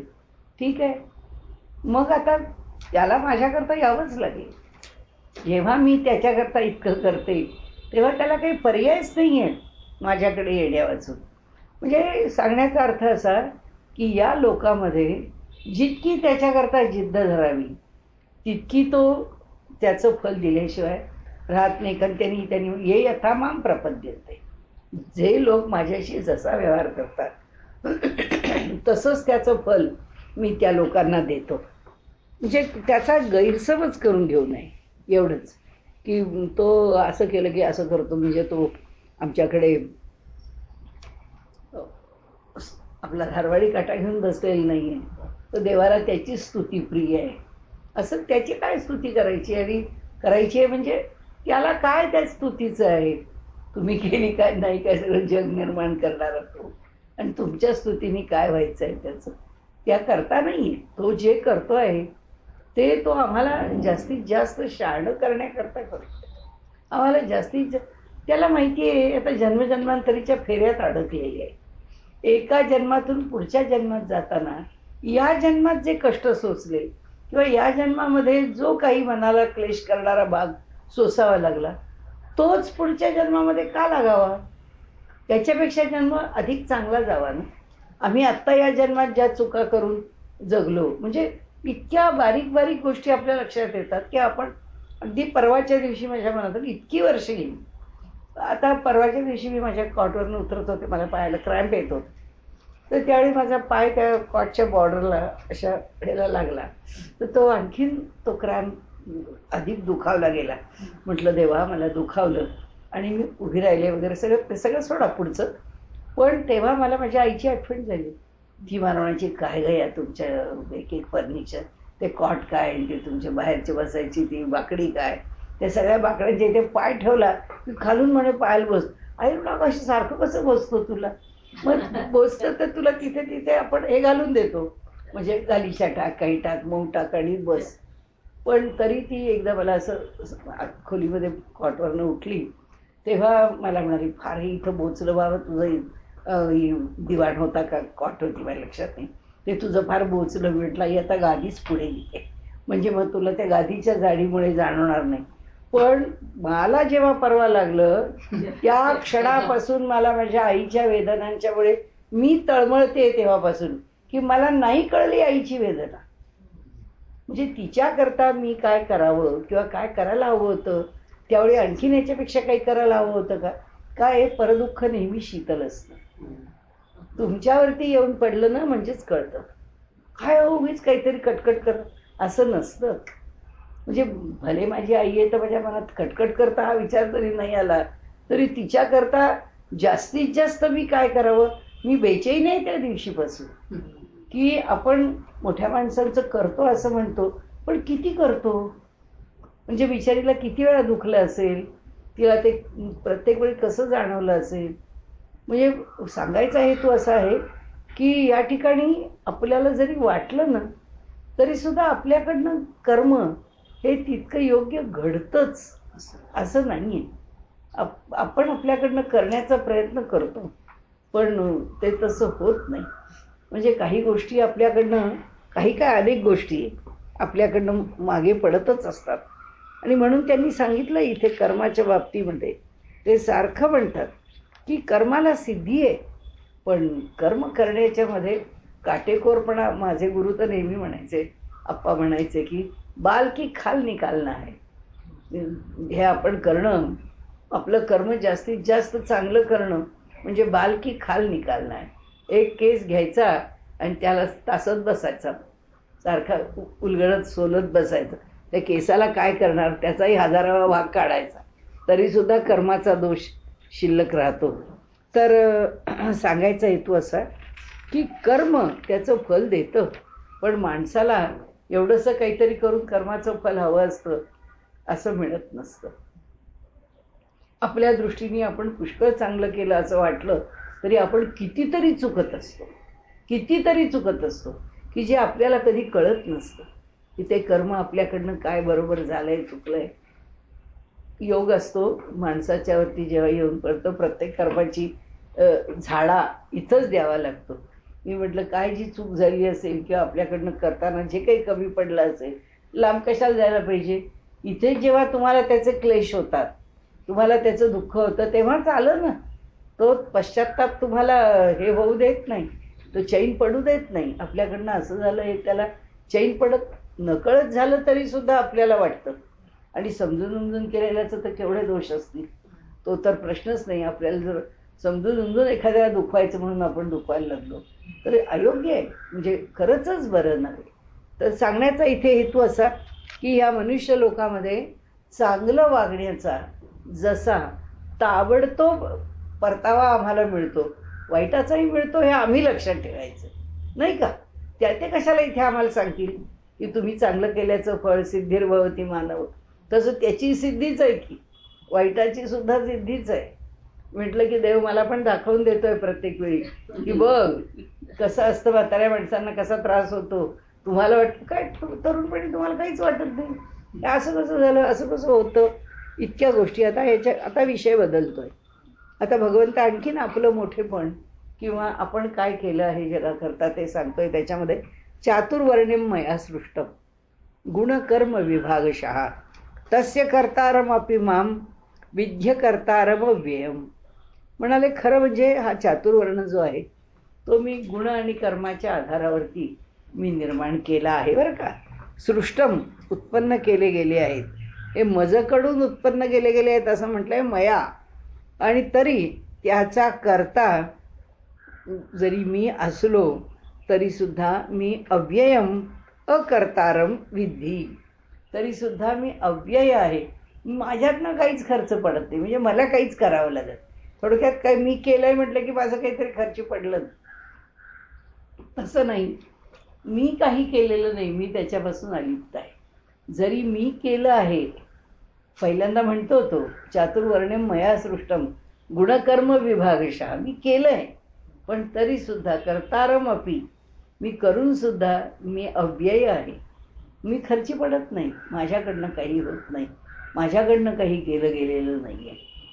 याचा अर्थ पुन्हा तेच, मी ज्या योगमायेने जन्माला आलेलो आहे ते जे मूळ परब्रह्म, ते जे तत्व आहे ते तत्व आणि प्रकृतीच्या कक्षेत येणाऱ्या देवदेवता, व्यवहार, पुराण, आमची इतिहास म्हणजे महाभारत, रामायण, हे सगळं सगळं दिसणारे हिमालय, देवदेवतांची मंदिरं, स्थानं, साक्षात्कार, काय काय ज्या गोष्टी आम्ही आमच्या मनात आणून, ते सगळं वेगळं आहे हे लक्षात ठेवायचं. दोन भाग आपल्याला करावेच लागतील. आणि आणि ह्याच जगात देव वावरतोय, ह्याच जगात कृष्ण वावरतोय, ह्याच जगात राम वावरतोय, या जगात हे बाकीचं जे घडतंय ते आणि त्यांनी जे घडवलंय ते, ह्यात अंतर आहे हे आम्हाला अंतर्यामी आमच्या मनात, अंतःकरणात आम्हाला कळायला हवं. म्हणून भगवंतांनी मागे सांगितलंय ना की ज्याला दिव्य कर्म माझी कळली, माझा दिव्य जन्म आणि कर्म ज्याला कळलं तोच मला खऱ्या अर्थाने जाणतो. आम्ही प्रश्न काय थोडे आहेत का. रामाने सीतेला वनवासातच का पाठवली, रामाने सीतेला दिव्यच करायला का लावलं, त्या द्रौपदीच्या करता असा हेच का दिला की तुला 5 वेळा पती पती पती पती म्हणते तर घे तुला 5 पती, हे काय, हे असे कोण आहेत देणारे. म्हणजे ह्या सगळ्याच्या विषयी जे आम्ही बोलतो किंवा ज्या प्रकारे आम्ही आमच्याकडून त्याच्यावर टीका करतो, अविश्वास दाखवतो, त्या सर्व गोष्टी ह्या कशाकरता आहेत, त्या काय आहेत, त्याच्या त्या जन्माची आणि त्या कर्माची दिव्यता काय आहे, हे का घडवलं आहे त्यांनी. आता त्या हिचं लग्न त्या सुभद्रेचं अर्जुनाशी व्हावं याकरता कर्म काही भगवंतांनी कमी केल्या का गोष्टी इकडून तिकडे. आता काही गरज, आता त्यांचं लग्न होईल नाही तर व्हायचं नाही, म्हणजे जे व्हायचं ते काळाच्या ओघात होईल, तसं नाही होत, तसं होत नाही. भगवंत प्रत्येक गोष्ट आपण म्हणू काय भगवंतांनी एवढ्या बायकांची लग्न केलं, काय भगवंतांनी त्या नारदांना असं भगवंताला बरेच उद्योग आहेत की, म्हणून त्याला आपण म्हणतोच ना त्रिभंग मूर्ती आहे, 3 ठिकाणी वाकडा येतो आणि नाना नाटक सूत्रधारी आहे, किती नाटकं करतो. का करतो भगवंत हे जोपर्यंत आम्हाला त्याची लीला असा शब्द वापरला तरी पटणार नाही कुणाला, पण जोपर्यंत आम्हाला त्याचं हे कर्म किंवा त्याचं हे वागणं किंवा त्याचा हा व्यवहार, त्याच्या मागचा हेतू आम्हाला कळणं शक्यच नाही आहे. आता त्यांनी जग कशाला निर्माण केलं आम्हाला काय कळणार आहे का. काही गरजच नव्हती त्याला हे जग निर्माण करायची. मग हे करून आमच्या मागे इतक्या उपाधी लावून देण्याची काय गरज होती असं आम्ही पण, काय ताप आहे हा की रोज भूक लागणार, रोज जेवणार, सकाळ झाली दुपार झाली. आता दिवाळीमध्ये इतकं देवाण घेवाण करून पाहून पाहून कंटाळा आला तरी पुन्हा रोज स्वयंपाक करावाच लागतो, पुन्हा रोज जेवावंच लागतं. म्हणजे संपतच नाही. काही किती उपाधी लावून दिल्या आहेत त्यांनी, हे कशाकरता लावून दिलं असं आपल्याला वाटतं, पण म्हणजे भगवंताला माहिती त्यांनी सुद्धा का जग आपण अनेक तर्क आहेत, अनेक प्रकाराने त्याची उत्तरं दिली आहेत, पण त्या उत्तराला नाही त्याला माहिती हे सगळं का पसारा मांडलाय त्यांनी, हा मांडून त्या प्रकृती मातेच्या हातामध्ये का दिलाय, की हा सगळा खेळ आणि पसारा मांडून का सगळं करते. असो, पण इथे सांगण्याचा हेतू असा की त्यांनी सांगितलं की मी कुठलंही कर्म करतो, परंतु न माम कर्माणि लिंपंती न मे कर्म फले स्पृहा. मला कोणतंही कर्म लेप पाहू शकत नाही, किंवा कोणत्याही कर्म करण्याची मला हौस आहे, आवड आहे, आनंद आहे, केलं म्हणून मला विशेष मुळीच नाही. म्हणून आपण शब्द लक्षात ठेवताना पुन्हा तसाच की देव भावाचा भुकेला आहे.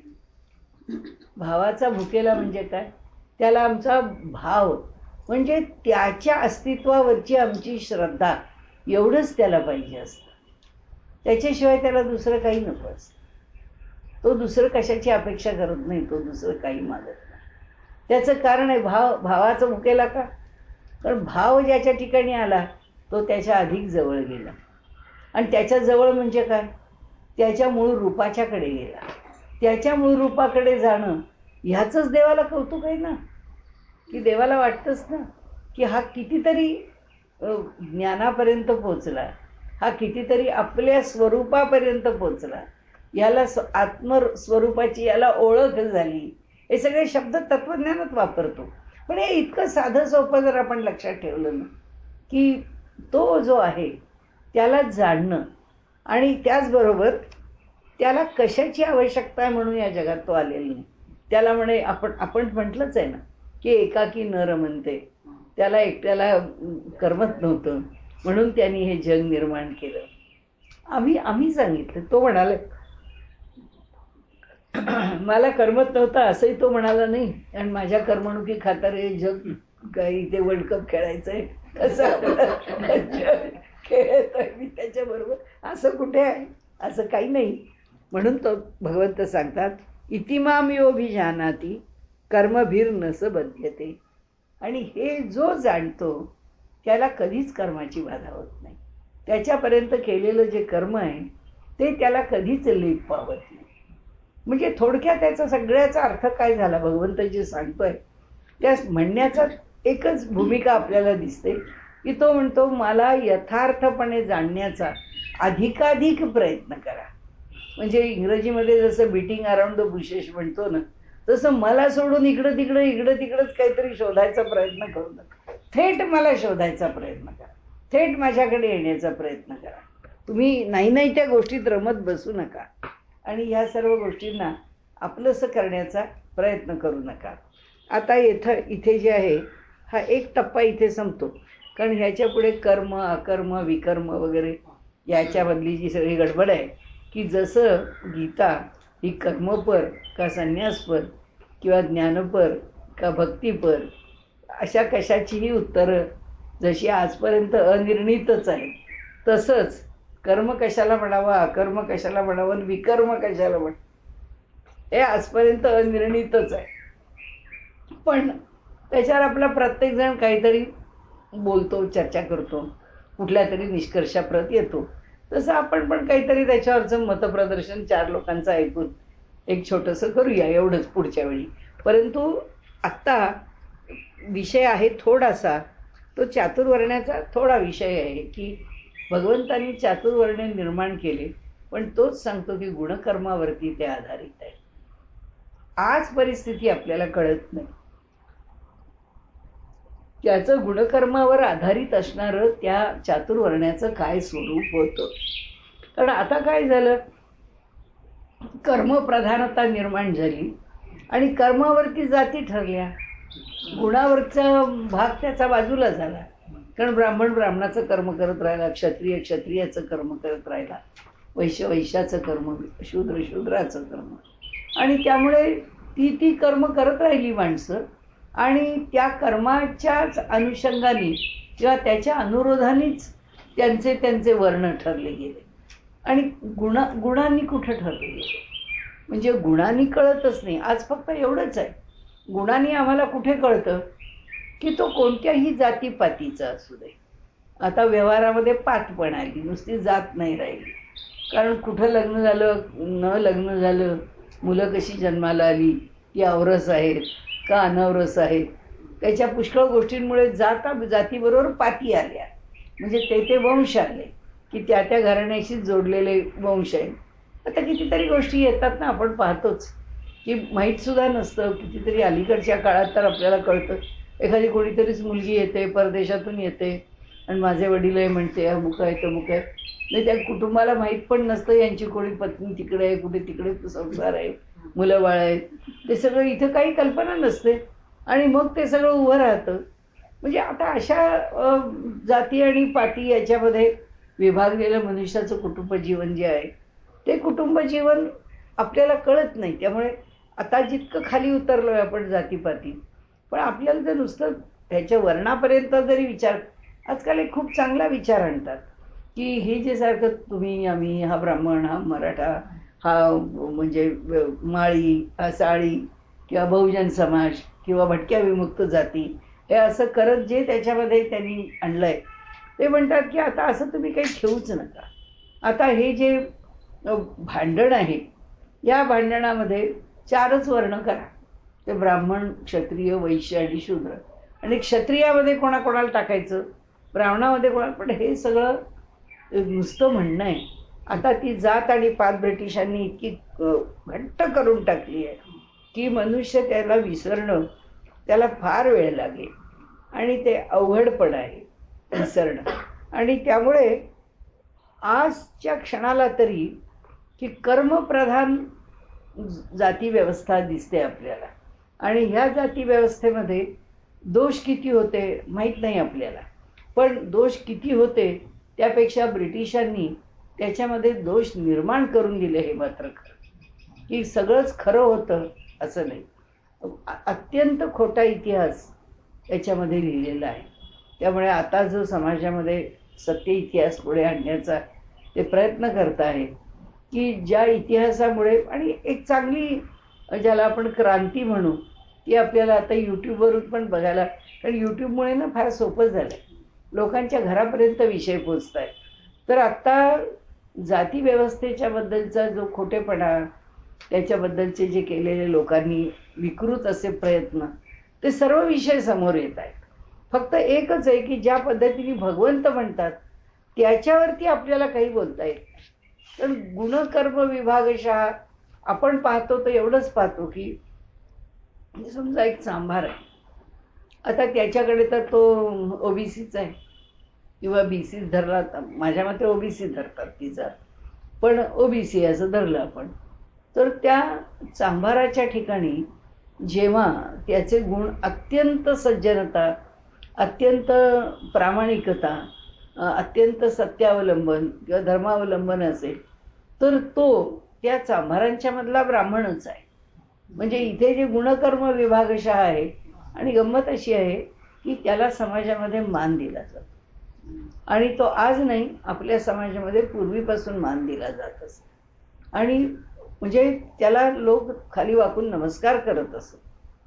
आता ही जी शिवाशिव स्पर्शास्पर्श हा जो विषय आहे, कारण म्हणजे मला अजून आठवतं की म्हणजे आम्ही नांदेडला होतो, त्यावेळी अजून निजामाची राजवट होती. त्या राजवटीत सुद्धा सगळ्या समाजाचे लोक नोकऱ्या लागायला लागल्या, नोकऱ्यांमध्ये सगळे लोक असायचे.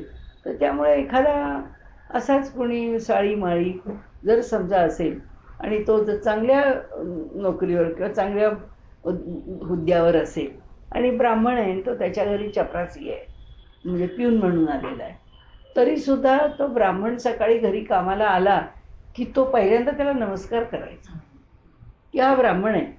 जातीन तोडायचं नाही साहेब, नाही म्हणाले, तुला नमस्कार करायला पाहिजे. मग दिवसभर तुझं चुकलं तर मी शिवाई देईन, रागवीन, तुझ्याकडनं कामही करून घेईन. पण म्हणजे ही जी त्याच्या गुणाची, बाबा तुला काही झालं तरी, समर्थांनी सुद्धा जसं दासबोधात म्हटलंय की ब्राह्मणाच्या घरात जन्माला आलाय ना, त्याला मान द्या, कारण त्या ब्राह्मण जातीमध्ये जन्माला येण्याचं तरी पुण्य त्याच्याकडे आहे. तर त्या जातीमध्ये आता समर्थांची ही सगळी वचनं अलीकडे कोणाला पटत नाही आणि योग्यही नाही. काळाच्या आता इतकं त्यात विकृत झालंय की असं कोणी नुसतं म्हटलं तर तुम्ही ब्राह्मण आहे म्हणून असं म्हणता. आता हे सुद्धा समाजामध्ये आत्ता जे मराठा आरक्षणाचं चाललंय, मला मात्र त्याच्याबद्दल एक कोणाकोणाचे पर्याय आलेले पटतात. तुम्ही कशा करता या आतल्या आतल्या गुणबी काय हे काय त्याच्या बारीक सारीक जाती बाजूला करून एक सरळ क्षत्रिय म्हणा ना. जे क्षत्रिय आहेत त्यांना क्षत्रियच म्हणा ना. एकदा क्षत्रिय म्हटलं की मग त्याच्यातनं जो नाही आहे क्षत्रिय, तो त्याची जात काय ठरवायची ते ठरवेल. आज सगळं अवघड आहे. आज त्याच्यावर आपल्याला बोलणं इतकं अवघड झालं आहे की समाजाने ते जास्तीत जास्त विकृत करत नेलं. एकेकाळी तरी पुष्कळ बरं होतं, आता इतकं अवघड होऊन बसलं आहे. कारण एकेकाळी कसं होतं, झगडा होता की ब्राह्मण विरुद्ध बाकीचा समाज. इतर बहुजन समाज ब्राह्मणाशी जास्त झगडला नाही किंवा मराठा समाजसुद्धा ब्राह्मणाशी जास्त झगडला नाही आधी. एकाच कार्डाचा राग होता, तो म्हणजे ब्राह्मण स्पर्शाचा विचार होता. ब्राह्मणांच्या बाबतीतला स्पर्शाचा विचार ब्रिटिशांनी विकृत केला. कारण ब्राह्मण हे त्या काळामध्ये मंत्राची पुष्कळ प्रॅक्टिकल भाग जो आहे धर्माचा, जो उपयुक्त भाग आहे, जसा आज आता योगासनांचा आणि पुन्हा उपासनेचा भागाला महत्त्व यायला लागले. आता तर मेडिकल फील्डमध्ये लोक सांगायला लागले आहेत की आता आम्हाला जर प्रॅक्टिस करायची असेल तर आम्हाला हे विषय शिकून घेतले पाहिजे. कारण आता आमच्या गोळ्या कोणी घेणार नाही, आमची ॲलोपॅथिक प्रॅक्टिस अशी काही चालणार नाही. आम्हाला या सगळ्या अलाइड प्रॅक्टिसेस विचारात घ्याव्या लागतील की त्याच्यामध्ये काय काय विषय आहेत. म्हणजे नॅचरोपॅथी आहे, अमुक आहे, तमुक आहे, त्या अशा अनेक गोष्टींचं तसंच आहे की आपल्या इथे सुद्धा आता लक्षात घेतलं तर असं हा ब्राह्मण आहे, हा मराठा आहे असं म्हणून आता विषय चालणार नाही. त्याच्याकरता सुद्धा एक कोणत्या तरी प्रकाराने त्याला एक उत्तर द्यावं लागेल. आणि ते उत्तर असंच यायला लागेल की ब्राह्मणांनी काय करावं व्यवहारामध्ये. जशी उपासना आपण जे मगाशी छुआछूत किंवा स्पर्श म्हटलं, त्याकरता एकेकाळी ब्राह्मणांचं कसं होतं, किती मंत्र आणि ते मंत्र सिद्ध होते. आणि ते मंत्र सिद्ध करण्याकरता ती जी काही आचाराची राखावी लागायची त्यांना परंपरेने यायचं. ते आता ते खरंच होतं का आणि ते खोटं होतं का माहीत नाही, पण ती माणसं ते पथ्य सांभाळायची. ग्रहण आलं की त्याचं पुन्हा ते मंत्र म्हणायचे, ते सिद्ध करून घ्यायचे, ते ओली त्यांनी बसायचं वगैरे असं पुष्कळ होतं. आणि ते सगळं त्यावेळी ती माणसं करत असत. तर त्यामुळे विचारच केला तर तो स्पर्शाचा जो त्यांनी बाऊ करून ठेवला. आणि कोणाशी स्पर्श होता तसं पाहिलं तर सोहळ्यात स्वयंपाक करणारी बाई घरातल्या कोणाला शिवत नव्हती. जो सोहळ्यात नाही त्याच्यात काय बाहेरच्याशी स्पर्श आहे असं नाही. घरात लहान मुलांना सुद्धा कोणी जवळ येऊ देत नव्हतं. म्हणजे खरोखरीच नाही. अगदी आमच्या भागामध्ये पुष्कळ सोहळ्यावळ्याच्या कल्पना होत्या. तर लहान मुलं, अगदी लहान अगदी बाळ, तर अशी असणाऱ्या मुलांना सुद्धा उघडं ठेवायचे. इकडून तिकडे पळायला लागले तर. पण सोहळ्यात स्वयंपाक करत असताना ते पण चालायचं नाही. कारण त्या अन्नाला मूल कुठेही फिरतं, बाहेर जातं, धुळीने भरलेलं असतं, काही शिव झालेली असं काही असलं तरी सुद्धा ती पवित्रता अपवित्रतेचा विचार करून म्हणजे त्या मुलाला इतर काही स्पर्शामध्ये त्याला थोडी मोकळीक होती, पण स्वयंपाक बनवून त्या घरातल्या त्या लोकांना जेवायला घालण्यापर्यंत त्या अन्नाला स्पर्श कधी होऊ देत नव्हते. म्हणजे असा जर विचार केला तर त्याच्या मागची कारणं काय आहेत आपल्याला इतकी बारकाव्याने आज सांगता येणार नाही, पण त्याचे परिणाम मात्र अत्यंत उत्तम होते. हे मात्र तितकंच खरं की त्यांच्याजवळ असणारी जी विद्या होती त्या विद्येचे अनुभव मात्र लोक खूप उत्तम तऱ्हेने घेत होते. आणि मी पाहिलेलं आहे की त्या लोकांच्याकडचा परिणाम जो आहे त्या दुखण्यांवर सुद्धा फायदा होत असेल. कितीतरी गोष्टींच्या करता त्यांचं ते वागणं लोकांच्या दृष्टीने उपयुक्तच होतं. म्हणजे तर सांगण्याचा हेतू असा की ह्या चातुर्वर्ण्याच्या विषयी बोलायला लागलो तर आपल्याला थोडंसं अवघड आहे. कारण आपण आता नेमकं काय होतं, यूट्यूबवरनं ह्या गोष्टी दूरवर जातात. कोणताही विषय मांडला तर तो कुणाच्याही दृष्टीने जर वादग्रस्त ठरला, कारण आपण काही वादग्रस्त बोलतच नाही आहे वास्तविक पाहता, आणि ह्यात खरोखरच वादग्रस्त नाही आहे. आज जर आपला इतिहास किंवा आत्तापर्यंतचं लोकांचं वर्तन, आत्तापर्यंतचा ब्राह्मण समाज, जो राग आहे ब्राह्मण समाजावर आणि तो नष्ट करा. आणि हे कशा करता आहे मला कळत नाही. म्हणजे मी ब्राह्मण आहे म्हणून ब्राह्मणांची तरफदारी नाही करत, पण क्षत्रियांनी सुद्धा, ब्राह्मणांनी सुद्धा, वैश्यांनी सुद्धा आपला आपला धर्म सोडलाय. कुठे ते धर्म सांभाळताय? आता कोण ब्राह्मण आहे, आता कोण क्षत्रिय आहे, आता कोण वैश्य आहे?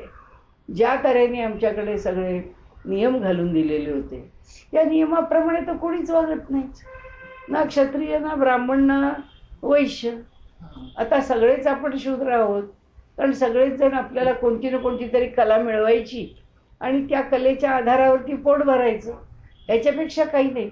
म्हणजे शूद्राला पूजासुद्धा करू नका सांगितलेलं आहे, की समाजाकरता जर तुला काम करायचं आहे आणि तुझं काम हे खूप वेळ देणारं काम आहे तर तुला पूजा करायची गरज नाही आहे. तुझं काम हीच तुझी पूजा, आणि ब्राह्मणची पूजा करतो त्याच्यातच तुला पुण्य आहे. तू जेव्हा ब्राह्मणाचं काम करून देतोस त्याच्यातच तुझं पुण्य आहे, काही तुला वेगळं करण्याची गरज नाही. म्हणजे एक योग्य असा त्याचा एक अर्थ जो काढलेला होता. आता काय, आता आम्ही तर सगळे शूद्र झालो, पोटभरूच झालो, आणि एवढं करून आम्ही सुद्धा देवदेवता सोडून दिल्या. आम्ही तरी कुठे पूजन करतो? कोण करतं आमच्याकरता पूजन? कोणीच नाही.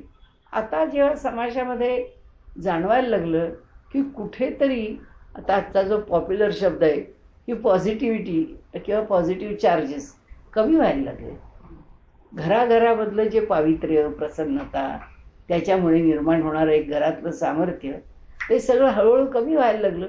तसं माणसाला जाणवलं की अरे, आपल्याला काहीतरी संरक्षक कवचच राहिलं नाही. आपण आपल्या घरात जे पूर्वी निर्माण करत होतो ते संरक्षक कवच जे आपण ठेवलं नाही तर आपल्याला वाईट शक्तींच्या पासून कसं सांभाळता येईल, किंवा त्या शक्तीत, कारण हे तर जगात आता सगळ्यांनाच मान्य आहे. आणि म्हणजे सर्वदूर आपल्याकडे तर पूर्वीपासून मान्य करू नये की आपण या घरात राहतो, ते काय आपण राहत नाही.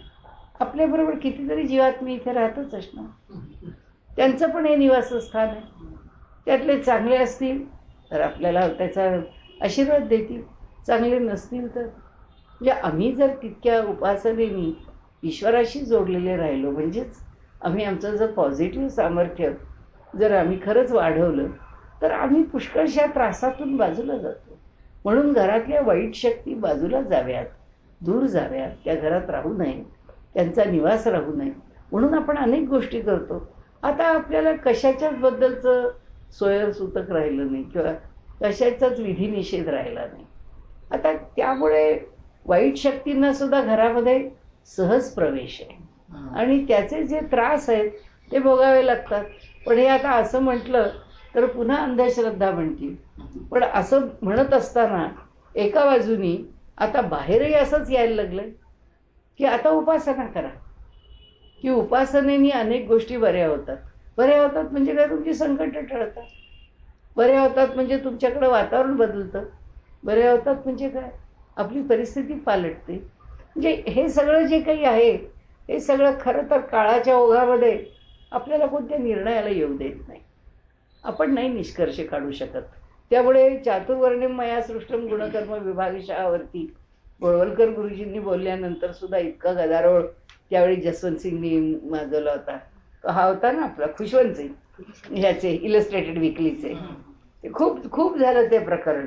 आपल्यासारखं काही बोलायला लागलं तर काय बघायलाच नको. त्यामुळे हा विषय आपण इथे थांबवूया आणि 4थ्या अध्यायाच्या प्रस्तावनेचा पुढचा भाग आपण नंतर बघू.